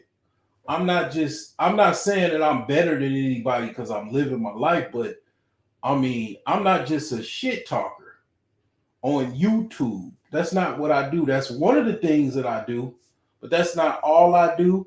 And then certainly I'm gonna tell you like this. I'm not necessarily a chameleon. I'm a genius. That's what I am. Because I can go all of these different spaces because I know all of this shit. I do IT. I'm very good as far as music. I got a lot of musical insight and understanding. I actually took a music class when I was in college. We went from classical to neoclassical to modern day jazz, R&B, rock, pop music. It was that teacher was very, very good. Okay. I was going to Prairie State College. I was just primarily getting my GI Bill money. I'm not gonna cap with you. I was my main concern was trying to get my GI Bill money. But nevertheless, I did take the class. I did pass the course. I passed the course, and it was a very, very good course. Very good professor. The class was very multicultural because that area, if you're from Illinois, from Chicagoland area, you already know that area. That area actually is where I actually want to live. Like, it's certain places I want to live, and that area is actually where I want to reside. Like, I would be probably okay with, being there for 5, 6, 7 years, maybe longer than that. But nevertheless, like, yeah, I know how to work on cars. I'm a car enthusiast. I'm into sports. So I'm all over the place because I'm into a lot of shit. And I mean, a lot of shit, a lot of stuff I'm good at it. I'm in the real estate. You might catch me on a motherfucking business podcast or whatever and it's certainly I don't go on certain shows because I might not, might just want to just hang back or whatever. And then I'm I'm ex-military, and I'm gonna tell you again.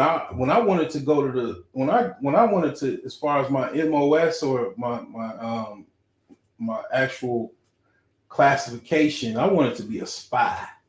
So yeah, I will be in the clouds, and I will be in the clouds I could be in the clouds for months and never interact. You know what I'm saying? And I just like y'all do me. You know what I'm saying? I could be in the clouds listening for months, longer than that, never respond.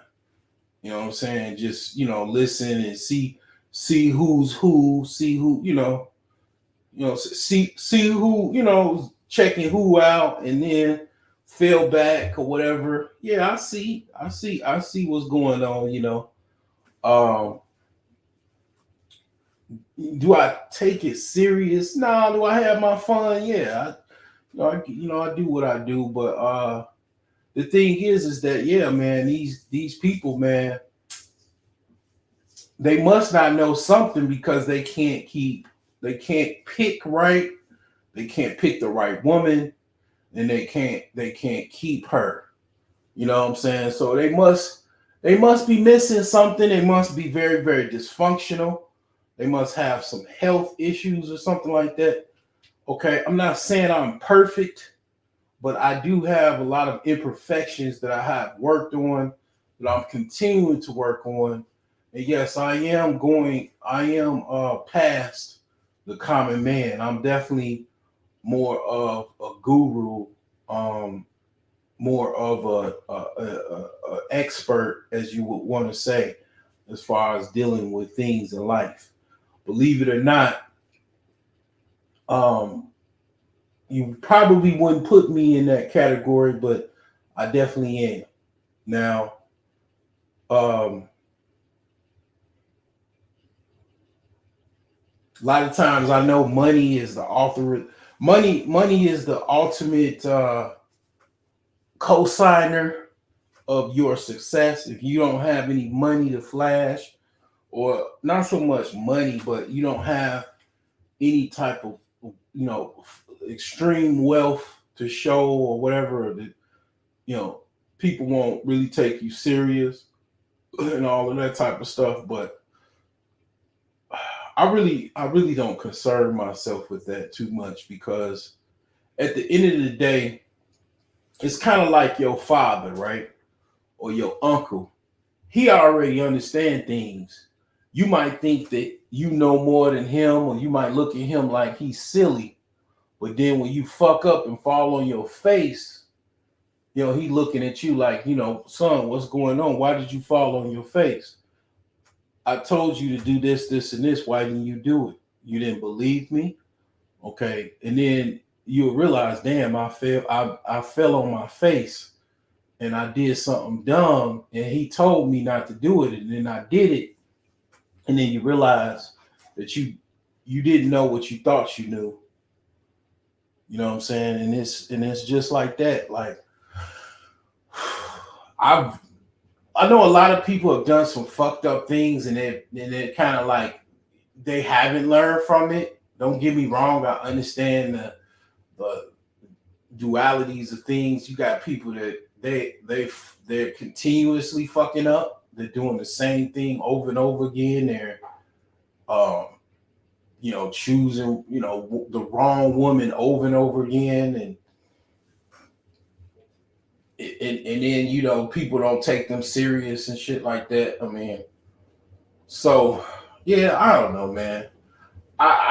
you could do what you want to do, but at the end of the day, uh, I will continue to try to reach those that I can help. I mean, if whoever I can help, so be it. I think it'll be a lot of people's experiences where they'll realize, just kind of like I said with the dad and the uncle experience with the son, they'll realize, oh, this dude was right. I went and fucked up around and found out. Now I'm in jail or in a nut house somewhere. This dude was so right. But a lot of times people are so full of themselves and into themselves that, just like a woman, they are ashamed to admit that somebody else was right and they were wrong. So it's a lot of things going on. But you're dealing with, trust and believe, you're dealing with the mind, the body, and the soul. Okay, you're dealing with the mind, body, and soul. And if those things are out of whack in somebody else's ears, you will absolutely get out competed in this world. That's all you need to know. I really don't care. You will get out competed. You will be pushed aside. And I mean, it is what it is when it comes to that. And I see it every day. So it doesn't even matter what you think. Reality is reality. But the thing is that when it comes down to it, when you're dealing with certain women and you've moved on, the question remains, like, you bring this type of woman around your ex. How do you think she's going to react? And she's a pants wearing feminazi. She dressed like she's going to go put up some drywall. She dresses like she's about to go carry some lumber.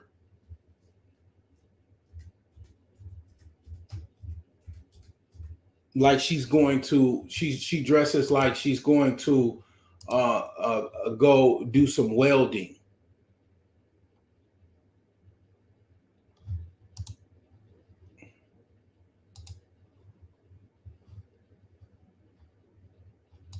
And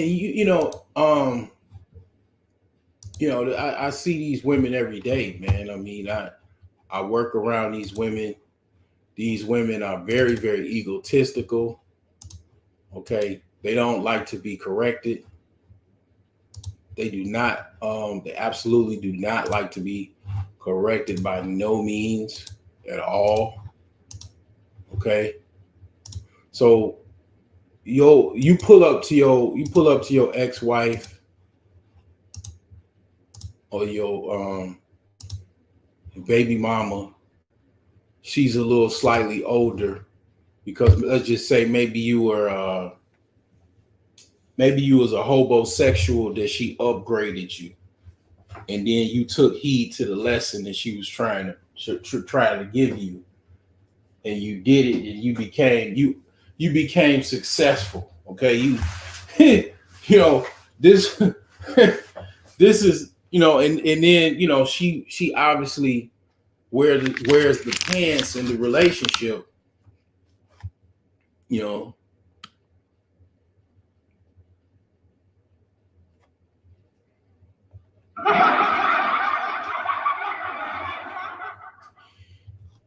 automatically beta. Automatically you're beta. You're beta as fuck. And you wanted out of that situation, and then you start listening to the manosphere, and you start doing push-ups, and you start lifting your ball sack. and you worked on yourself, and you realize, I'm doing something else. I'm navigating my life better, and I'm not, I'm holding strong, and pause, and I'm basically gonna deal with women that are basically they don't look like they about to go build furniture, and I'm gonna start dating women that look like they want to be taken care of, not you take care of me, and go out and work a shift putting up drywall and taking care of me, or being my daddy and my woman at the same time.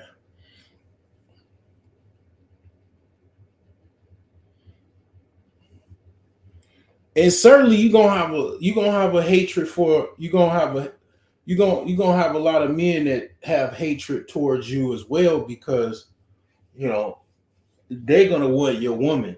I promise you, I a lot of times I get with women that other men basically want, and that's not something to brag about, because men have sex with blow up dolls. Okay, so it's not really, guys will sleep with anybody, but the thing is that yeah, you have something like this, man, you gonna get hate from everybody.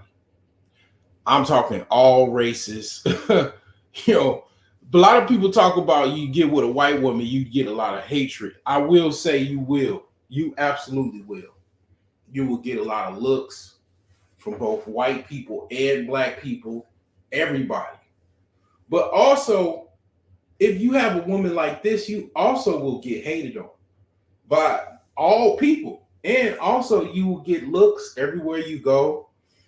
You're still going to get hated on. I mean, I could, a lot of times I'll be by myself, depending on where I am.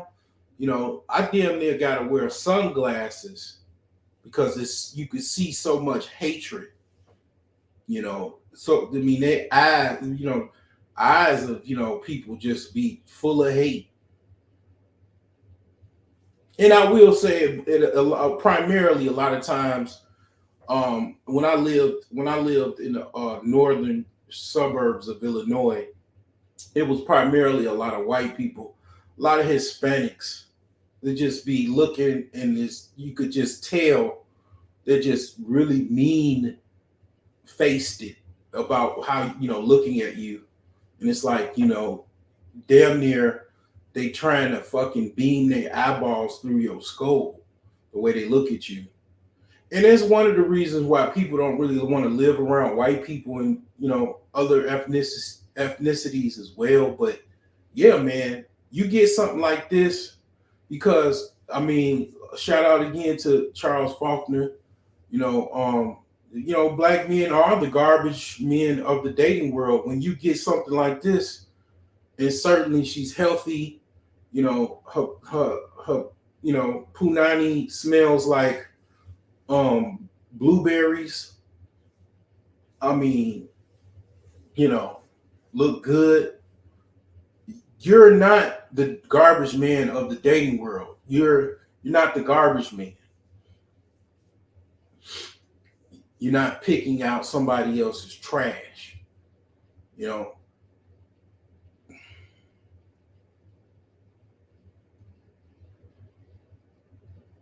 Now, here's the funny thing. These women come in like packs in Africa, and I know that. You know what I'm saying? So it's like, that's the thing is, man, some people are very, very thirsty. Okay. And I am not.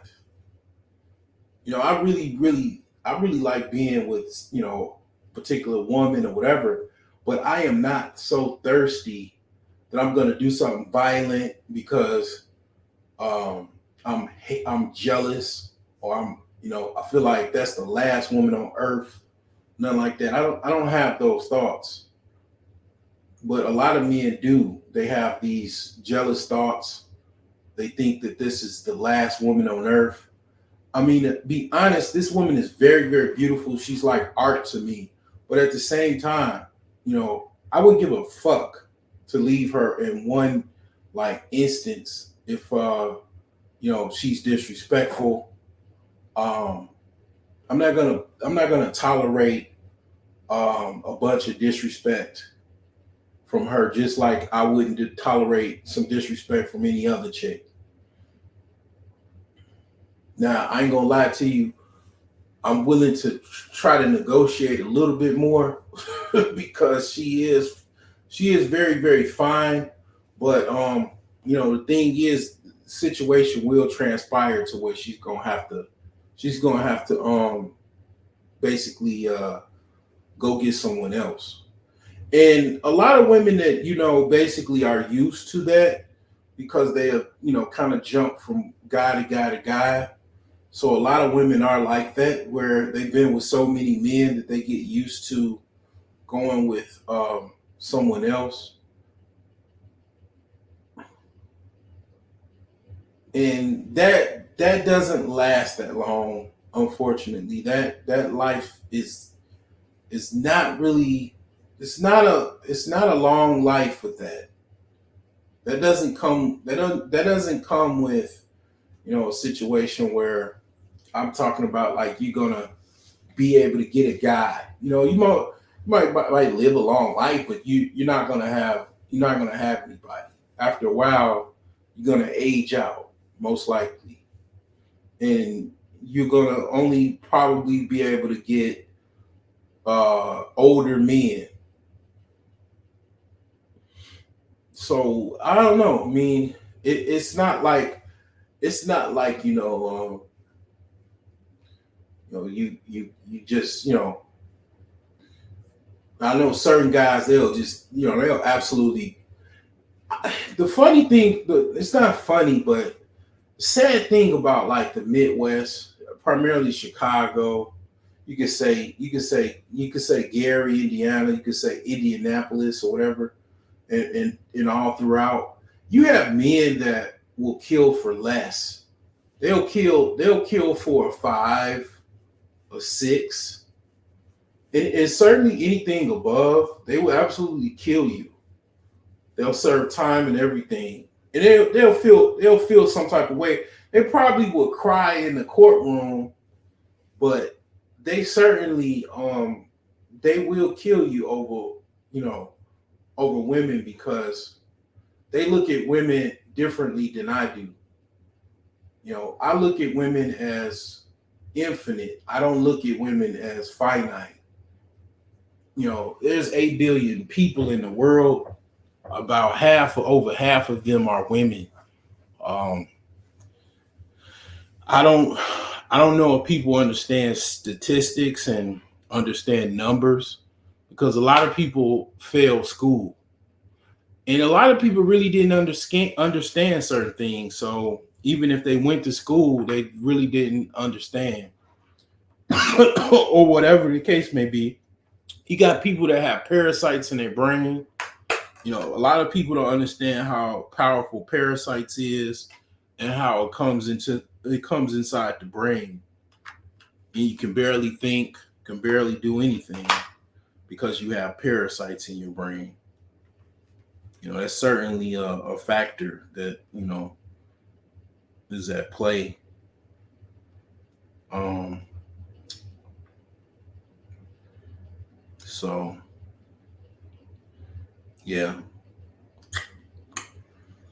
yeah, I mean, the thing is that when it comes down to it, um, these are these are women that will garner a lot of attention. They will garner a lot of attention. They will have you in certain situations where it might be troubling.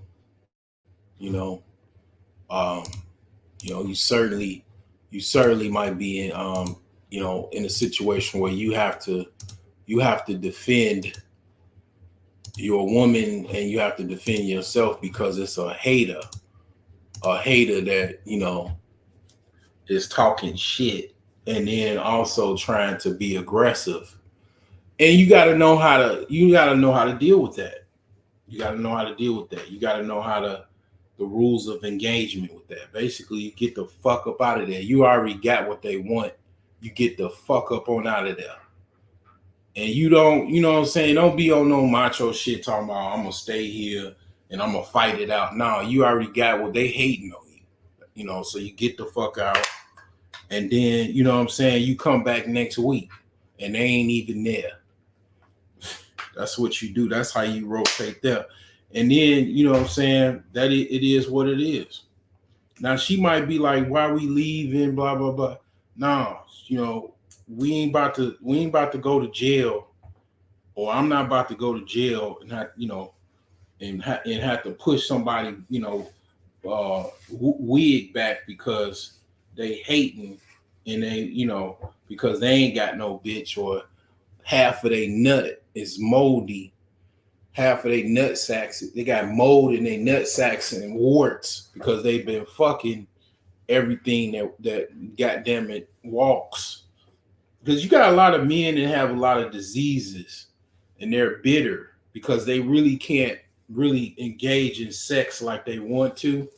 They gotta wear a rubber because they really they are compromised sexually because they have sexual transmitted diseases. You know, you even got celebrities that they've gotten sued because they got sexually transmitted diseases and they passed it to you know, a woman, you know, and she had to sue them because they fucking burnt them. You know what I'm saying? Like, you got to understand your value and know your worth. And when you know your worth, women can see that you know your worth. They can feel that shit. They can feel that you know your worth. And then they gon' move and think accordingly. You know what I'm saying? They gon' know, oh, this man, he know his worth. You know, he's stuck up. They gonna call you stuck up, you know. Oh, he's stuck up, girl. That's translation. He knows his worth. Because you got a lot of guys out here don't know their worth. You know what I'm saying? So that's all that means, man. He knows his worth. That's what that translates to. Because when you know your worth, you're not gonna take no shit, and you gonna move accordingly.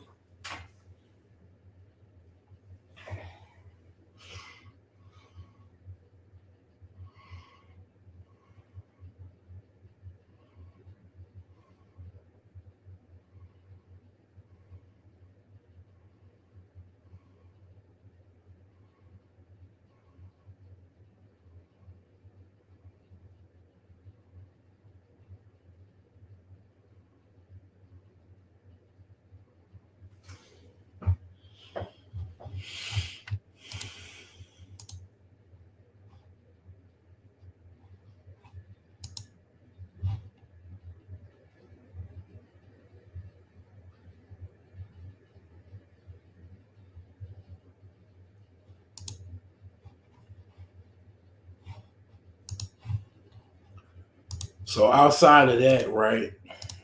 Let's look at this here. I want to talk about this.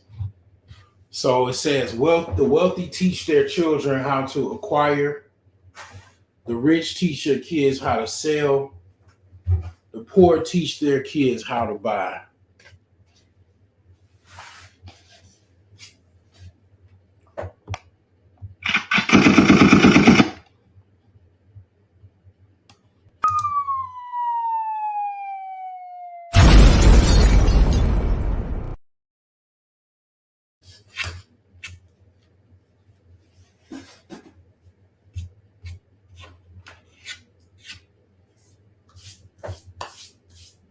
There you go.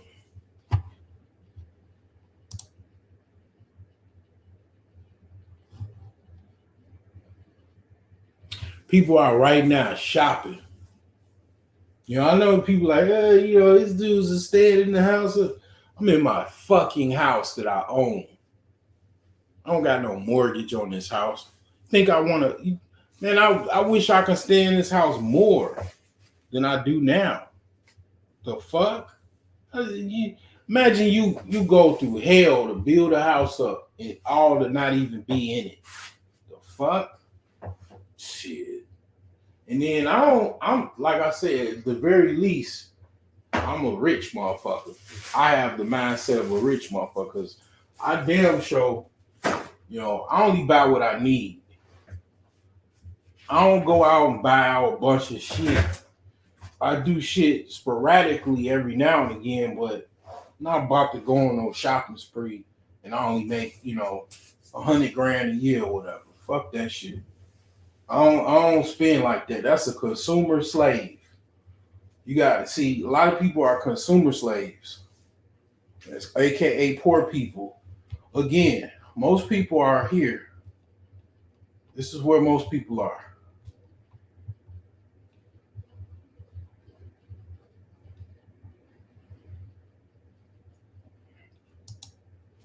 Trenches, trench fighters, surviving, trying to survive.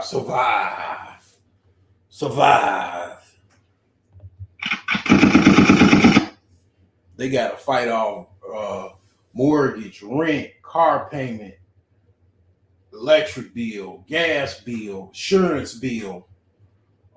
They got kids. They got to pay for, their kids, whatever they need. And, kids, man, they want toys every day, you know what I'm saying? And it don't stop. When they get older, they want bigger items. But, yeah, man, most people are in the fucking trenches, man. And a lot of times, see, here's the thing, right? If you notice, I was like, a long time ago, I said, who's more good with money, women or men?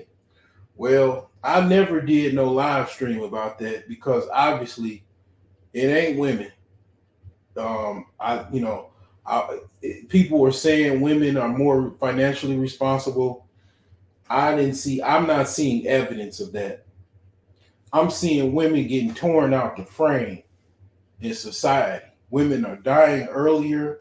Women are going to prison at over 400% rate. See, all of these things are stats that people don't know. So it's like, if you don't know the sky is falling, then you wouldn't know that to go come outside and wear, some type of have an umbrella or something. Basically things are going on in the cover of basically secrecy and media control. You don't know what's going on. Here's the thing. Why do you think it's so much? Let's talk about the rainbow mafia. Why do you think there's so many rainbow mafias? A lot of people why this is called a penal system. A lot of people going to prison, men getting raped in prison, getting turned out. They were talking about this in the 80s. Grandmaster Flash and the Furious Five. What is it? Broken glass everywhere. People living on the corner. People just don't care.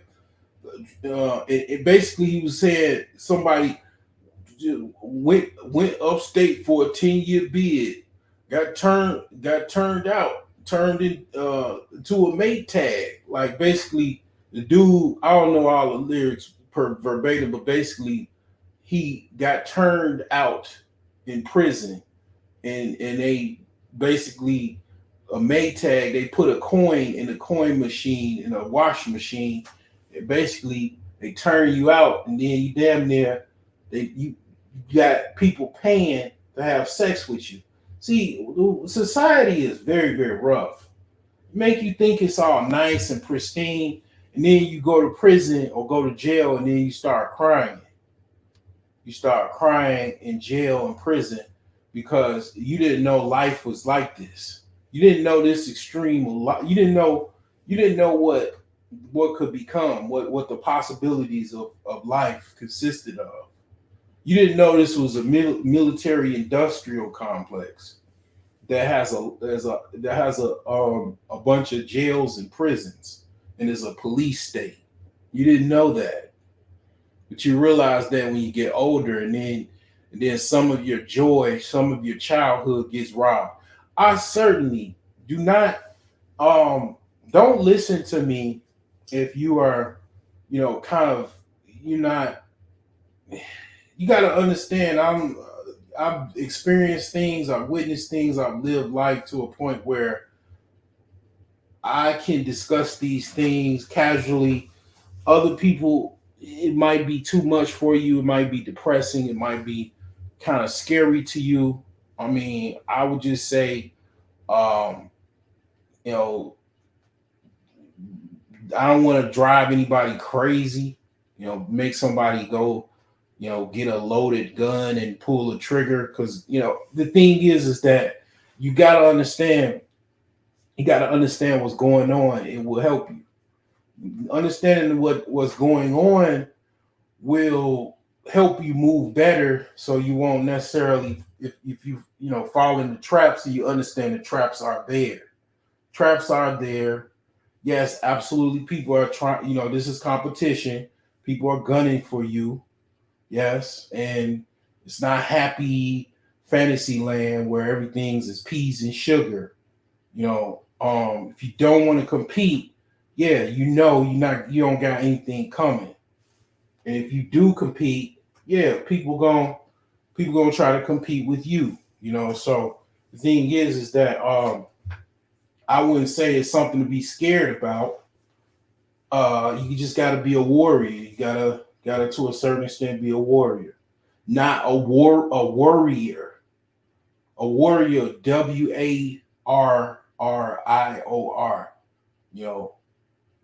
Not WORR.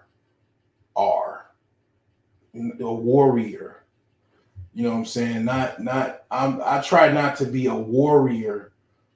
I try to be a warrior.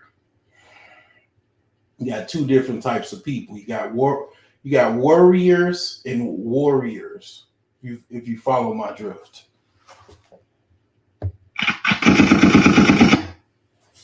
So, you gotta understand the battlefield. You gotta understand what's going on, man. It's a fucking financial war, economic war. It's always been going on. It's been going on before you was born. You got the elites at the top.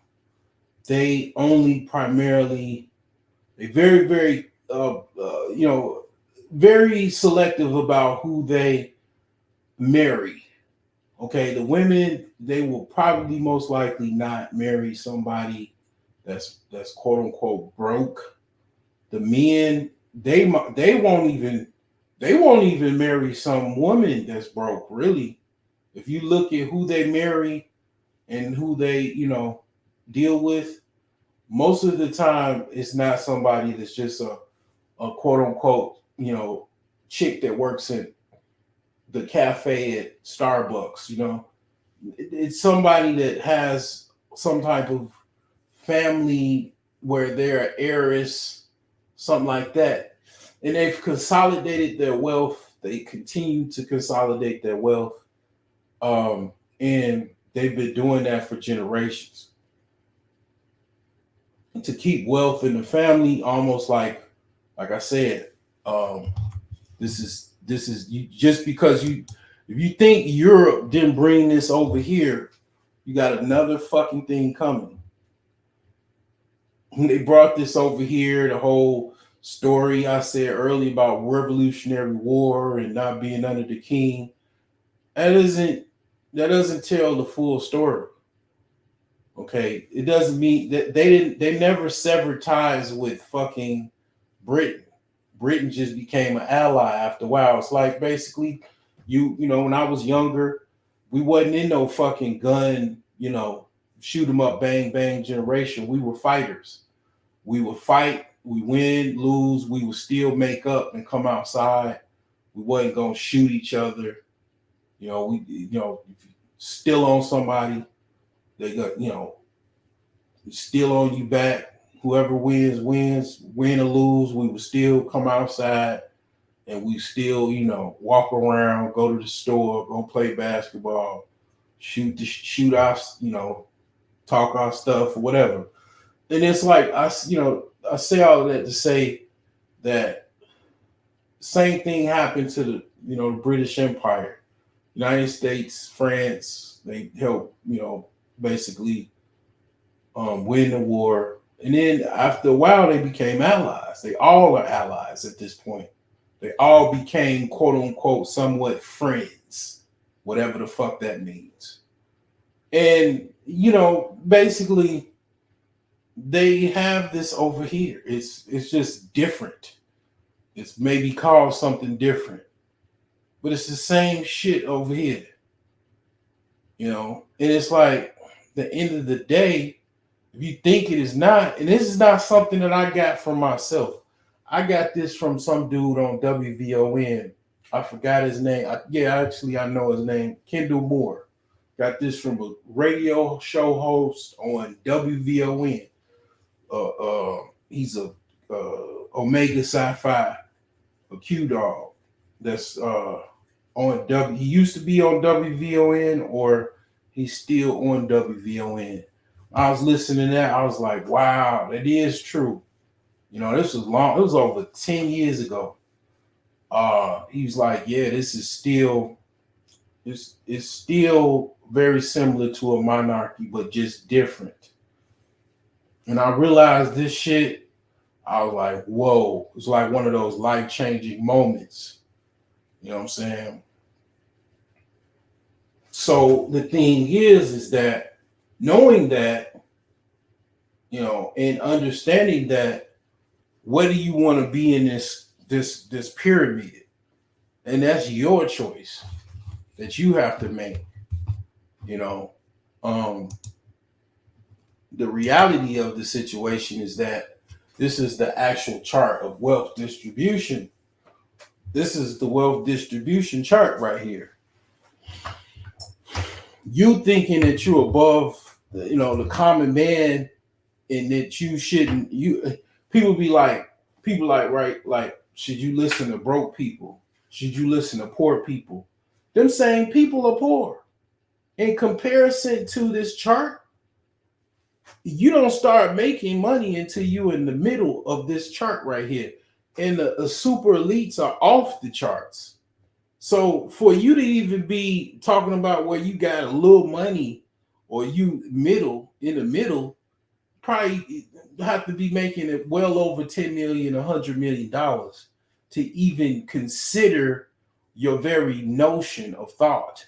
If you make money at a fucking law firm as a fucking paralegal, making $125,000 a day, you're a month, a year away from being fucking broke. You got let off fucking and wasn't able to work a year or two. You'll be back with your fucking mom living on the couch. What's going on, my man? And that's what you fail to realize, is that you thinking that you so above a motherfucker that, like, it's a dude at the train station. I see him in the morning, I see him at night, and he going through it. He most likely is on fucking drugs, either heroin or crack or meth or whatever. And he's there morning and night.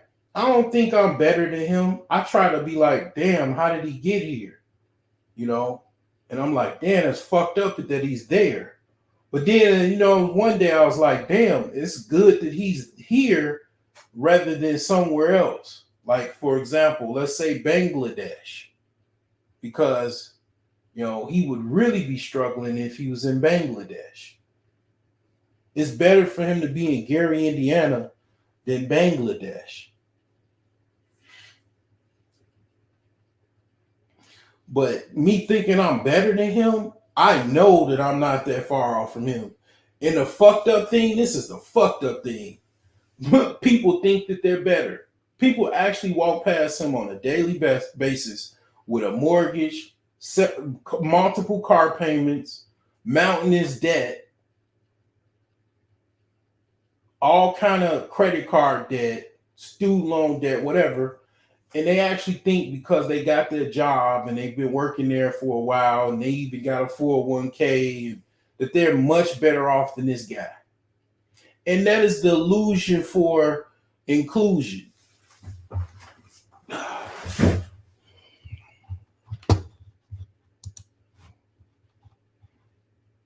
told you I told you I'm a rapper, man. I used to rap. I used to write poetry. And I was cold. Still cold. I don't write poetry, but I just spit poetry when I come online. Illusion for inclusion.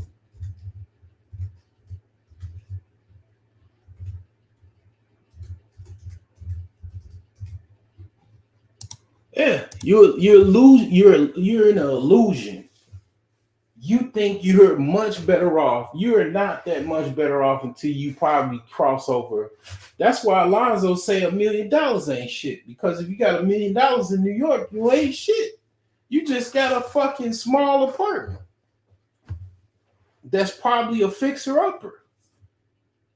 So 10 million, maybe, okay, now you're getting close, maybe warm. 100 million, okay, yeah, getting a little warmer. Now you could probably be like, yeah, okay, well, I am a little bit better off. But $125,000 a year job working at fucking Hinckley and Spotley as the fucking admin assistant. I don't give a fuck. 401k included. Your 401k got what? $400,000 in there. You've been working there 15 years. Okay. So you stop working. Okay, you got a little money. You got a little money, but you probably more close to the guy that has like $1 million. You got like maybe half of that. Because your 401k kicks in or whatever. Maybe, in theory. But then I think you got to pay taxes because that's what Alonzo said. You got to pay taxes. So part of that is taxes. So boom, that's cut a little bit. So you probably even got to do. You retire. You probably, if you smart, you're gonna work a remote job or something because you're not even making enough. You don't have an illusion for inclusion. Your illusion keeps you included in the reality that you're still poor, but you don't know it. You think because you have a charge card and a job that you make more than the common person that makes $40,000 to $30,000 a year, that you have enough to go shopping. You have enough to go on shopping sprees.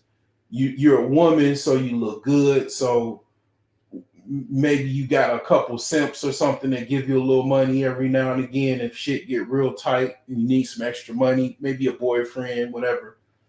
Both of y'all in debt, and you got credit cards. You do have a decent credit score. You got a house. You got a mortgage with it. You got 2 car payments. You got a son, a daughter in college. You're poor. You're more poor than middle, truly middle, the true middle, not the illusionary stuff that they tell you on TV and everything that you're in middle class, the true middle class. 401k is paid into before taxes by your job, tax savings for you in a year, right off for the biz. But You take the money, it is taxed to you as income.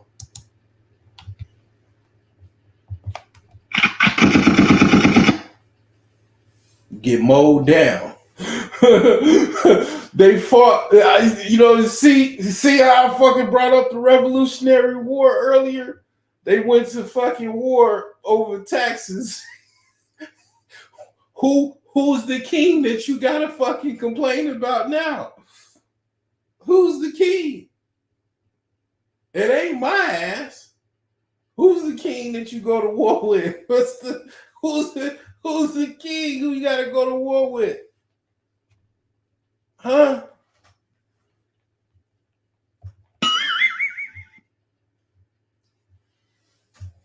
Where is he at? It ain't Biden. It ain't Trump. You know it ain't Trump. He ain't even in office. Who's the king? Where's he at? Tell me. Where's his castle? Where's his queen? See, this is the conversation they don't want you to have. This is the fucking shit. This is the shit that they don't want you to talk about. They want you to be a fucking debt consumer slave for the rest of your life, pass that knowledge on to your children, and then fucking die. That's the fucking black pill. Be a poor, teaching your kids the fucking good deals and shopping clips. Motherfuckers getting ready to go get in a line with a bunch of people tomorrow. Now, I mean, if you're in the middle, if you're here, you worth over $10 million and you get in line, you just pay somebody to stay in line for you. They still got probably those like apps, or I don't know if they still got that where you just pay somebody to get in line for you or whatever. I need my house organized and clean. I realize that I need help. So I got to look for somebody to help me clean and organize my house because I'm struggling to do it because I'm got a lot of stuff to fucking clean and organize. So I got to get me a maid for like a couple hours. So, I mean, that being said, like, yeah, most people are not in the middle, so you can forget that. Because you're going into, even for white folks, $10 million or more, you're going into the 0.00 category and shit. So, yeah, most of those people probably wouldn't even be in line, I would imagine. Maybe one or two for the experience, because you can't tell nobody's fucking like worth $10 million or $100 million. You know, black people in the hood get $10 million. They certainly gonna have a fucking iced out chain. They gonna have a goddamn grilled mouth with, you know, all of the fixings and trimmings, and they gonna have a Amari coat on if they make such. They gonna have some goddamn Louis Vuitton boots. You know what I'm saying? It's just gonna look like a fucking a Vic waiting to happen. And they'll be in line. Most people that are millionaires primarily are white, and yeah, they are not really that flashy like that. Even the black ones, for the most part. So yeah, I mean, maybe they'll be there, maybe 1 or 2, 3, 4, I don't know. But depending on where you are, maybe in Connecticut or some shit, or New York, New Jersey. But most people that are in that line are going to be people in the trenches.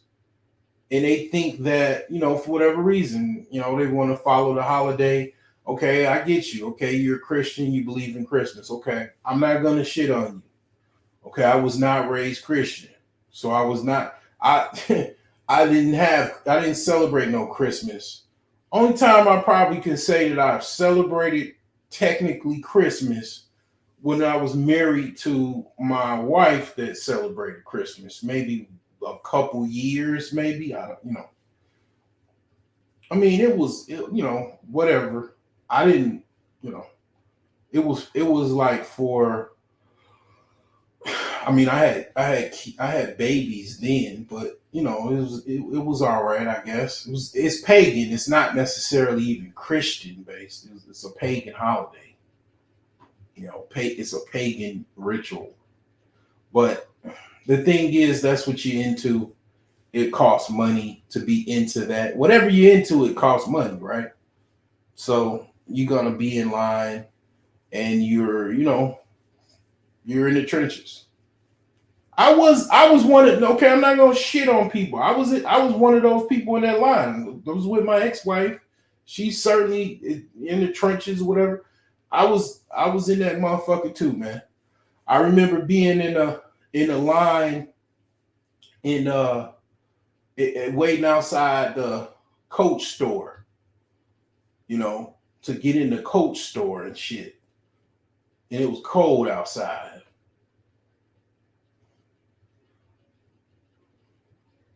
And this was well before I wrote the Millionaire Savings Plan, and certainly before I had my, you know, situation transpired that changed my life and all of that stuff, and my challenges and legal challenges and stuff like that. Well before that. So yeah, I was one of those, yokes in line waiting to get some Black Friday shit, or Christmas, deals. Well, I don't know. I mean, people are kind of, programmed into it. I don't think nobody, I'm not trying to convince you to change. Hell, I'll help you out. I'll put you in the spirit. If this helps you, okay. Let me help you out.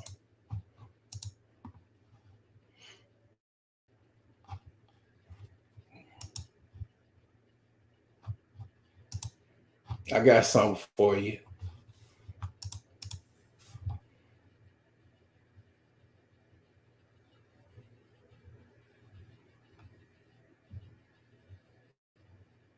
See my ugly mug in front of the let me see. I'll just show it. Sometimes, man, you going through stuff, man. You start to lose a little bit of your looks. Then you have bad hair days because it's like just rough. Just things are rough. That's all. But then you get things together, man. But all right, here you go. This is for you. Hold on, here you go. This is what you want to see. There you go.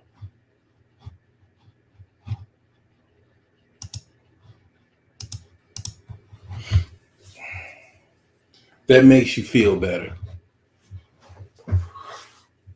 And hell, if you want to go fly in, go right to Winnetka. That was the city that I was going to do. If I was to do Illinois, I was going to do Winnetka. That's the richest. That's the richest. That's the richest town in Illinois. Winnetka. Grade A neighborhood. Home alone house.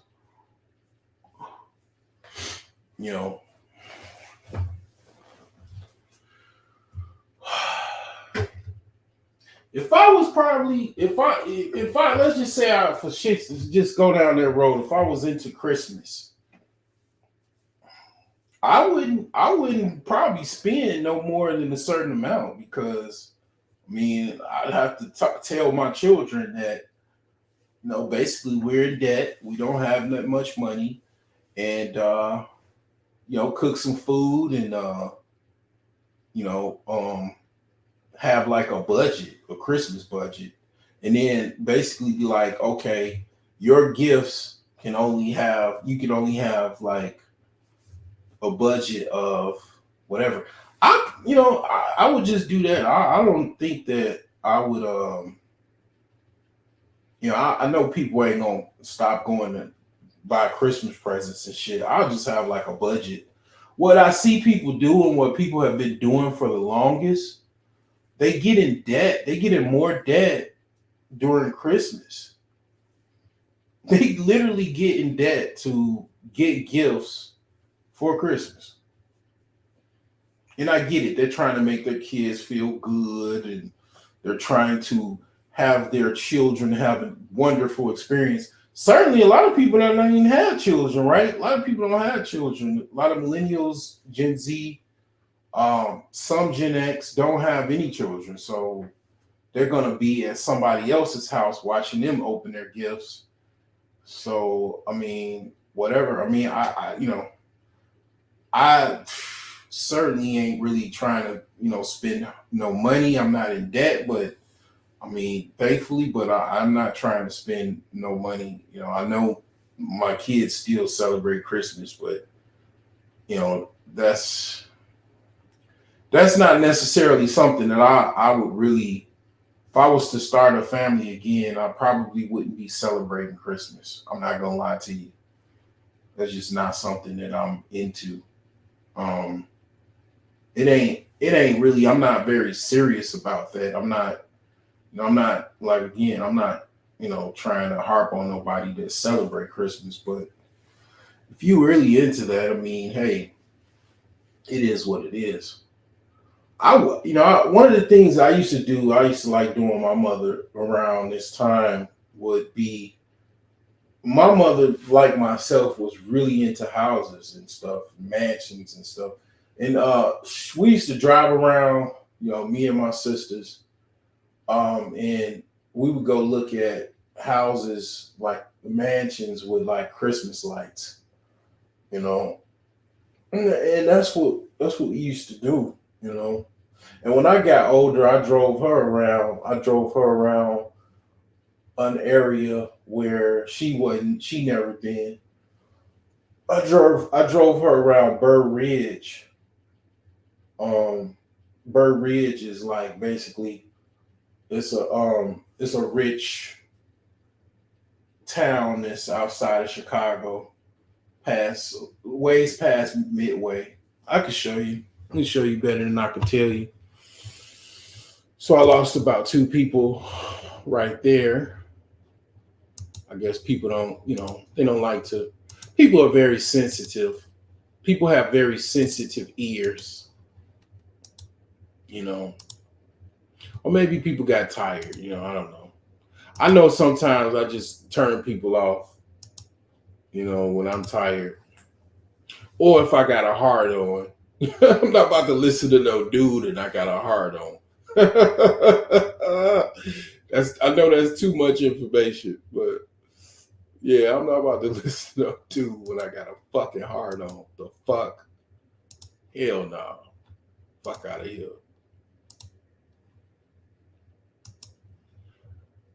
And I gotta say this, right? It's women that have quote unquote podcasts too, and then the dudes be getting hard-ons. What are you talking? They be getting, and then you gotta think about this as well. Not only do they have a hard-on, some of those men actually are beat their dick. Listen to this, chicks. They stroking their dick while they listen to chicks. Oh my god. Oh man.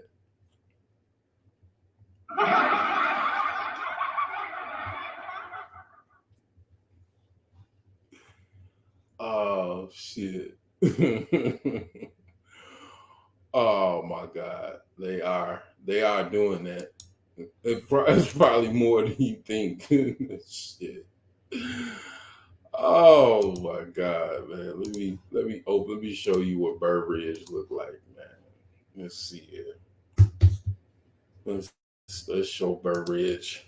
This is where Eddie Curry, the basketball player Eddie Curry, that played for the Chicago Bulls, played for the New York Knicks.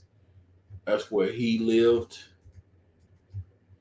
he had a subprime mortgage. You didn't know they have subprime mortgages too. He had a 28% interest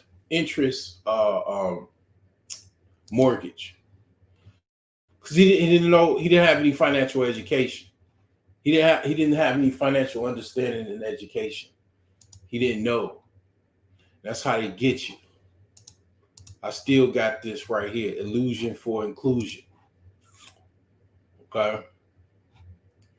So this is real nice right here. It's $895,000. Probably something that you would get a small New York apartment. This is a mansion. $800,000. Prices. Let me tell you something about real estate prices at the moment. 11/23/23, right? So this is a special day right here. This is 23/23. This is Michael Jordan. It's like, something right here. So it's definitely a day. I'll probably go to the casino or some shit because it's a rare day. 23/23, 11/23/23. All right. So and it's actually 1:231 in the morning at this particular time. So basically, this is a mansion, 4-bedroom, 4.5 bath, 4,000 square feet. Okay, that's what this is, and this is an aerial view. Okay, looks like it has a fireplace. I can tell that by the chimney, possibly, or maybe. Well, yeah, that is a fireplace because it's sticking overhead. It looks like either architectural shingles or asphalt shingles. Has multiple, looks like those are satellite dishes. Yes, this is the interior. That is a fireplace right there. I was correct. Okay. First floor look like the main level. Still the main level there. I just want to pause for a second. Imagine you got something like this, you work hard, and a bitch is arguing with you about anything. Just think about that. And you came from damn near close to the projects, and you got this all the way. You don't work hard your whole life. Went through hell. Went through the fucking ashes of hell to get to where you at. All kind of shit. And then you because you so thirsty, you dealing with a broad that can't control her emotions, unappreciative, and basically wants to argue with you inside something like this. Okay. Basically, guess that's the kitchen.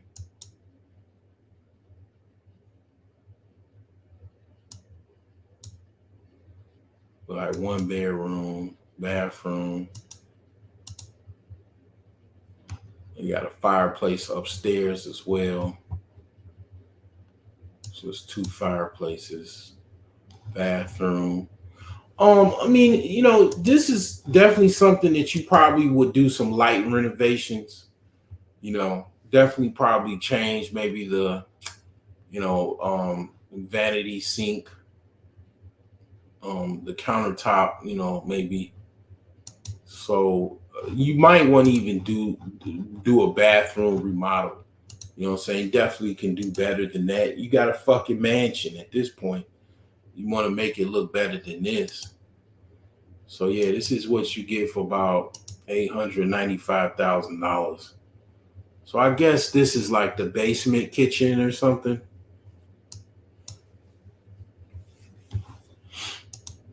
So Yeah, it's probably like a basement. You got a kitchen in the basement or something. So this is the second bathroom. They got 4 bathrooms, so 4.5. You know, a lot of land. Okay, open air, open land. Three look like a 3-car garage.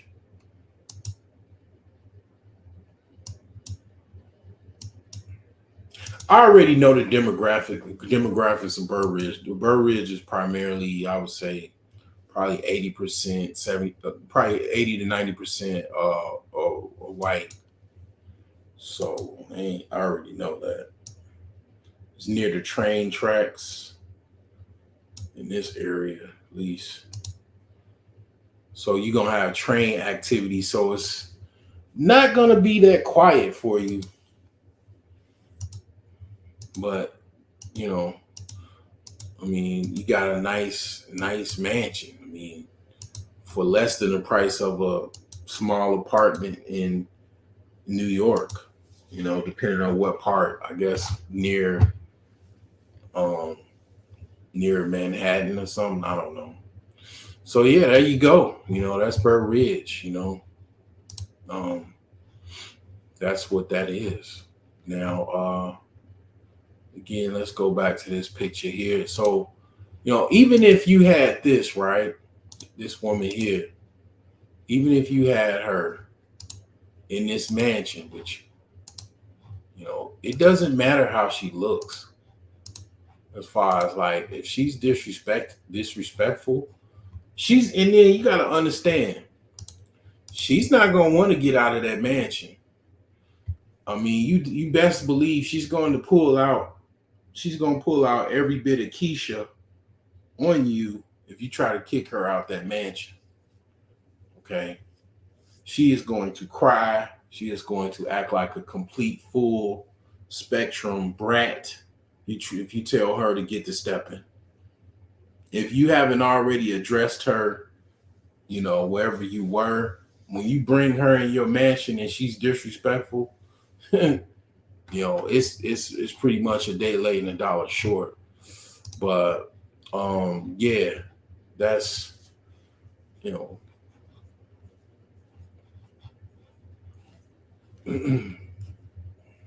definitely something to think about.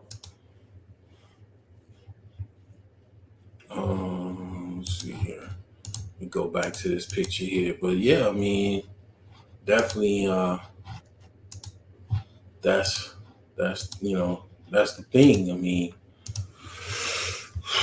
are you teaching your kids to sell? Do you know how to sell? Or are you teaching your kids to buy things, to be a buyer? You know, that's the thing with the Black community. That's why the Black community, a lot of times we have ghettos, because we're not basically have any businesses to sell legal items. We're selling illegal items, but we're not selling legally items in a store. We're buying stuff from other people that have a store, have a legal store. And we think that's okay, that we think that's fine. And anybody that doesn't think that it's fine, they're bougie, you know.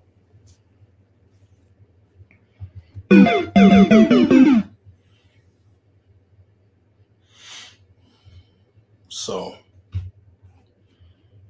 yeah. So I'm gonna, you know, if anybody wants to talk, anybody wants to come up on the panel and talk about, you know, topics and also other things, I got the link there. You know, if you don't, I'll just close this on out.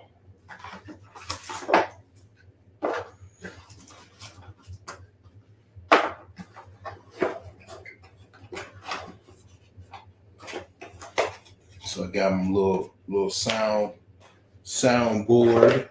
You know what I'm saying? Got me a little soundboard.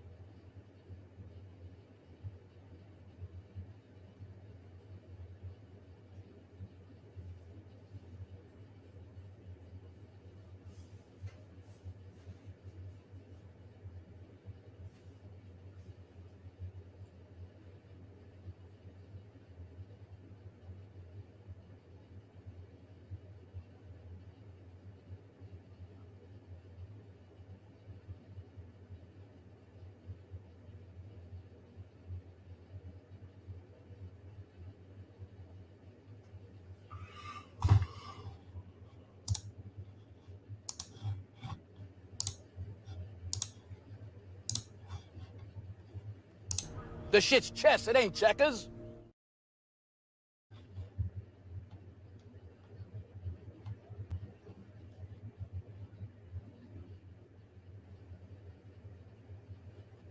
Ask 50. I hope you didn't mind if I ask you if we can kick it. I need stimulation intellectually, sapiosexually. I feel electricity when you're next to me. You got that fine-tuned energy, divine masculinity, and yes, I desire for you to enter me. Though you's a physical entity, the spiritual chemistry connects us on the level of infinity. Cause what I'm singing is a god-like figure, dark chocolate and color, the same one they call nigga now. You got me feeling like yes, you a king to me, you a king to me. Yeah, y'all ain't ready.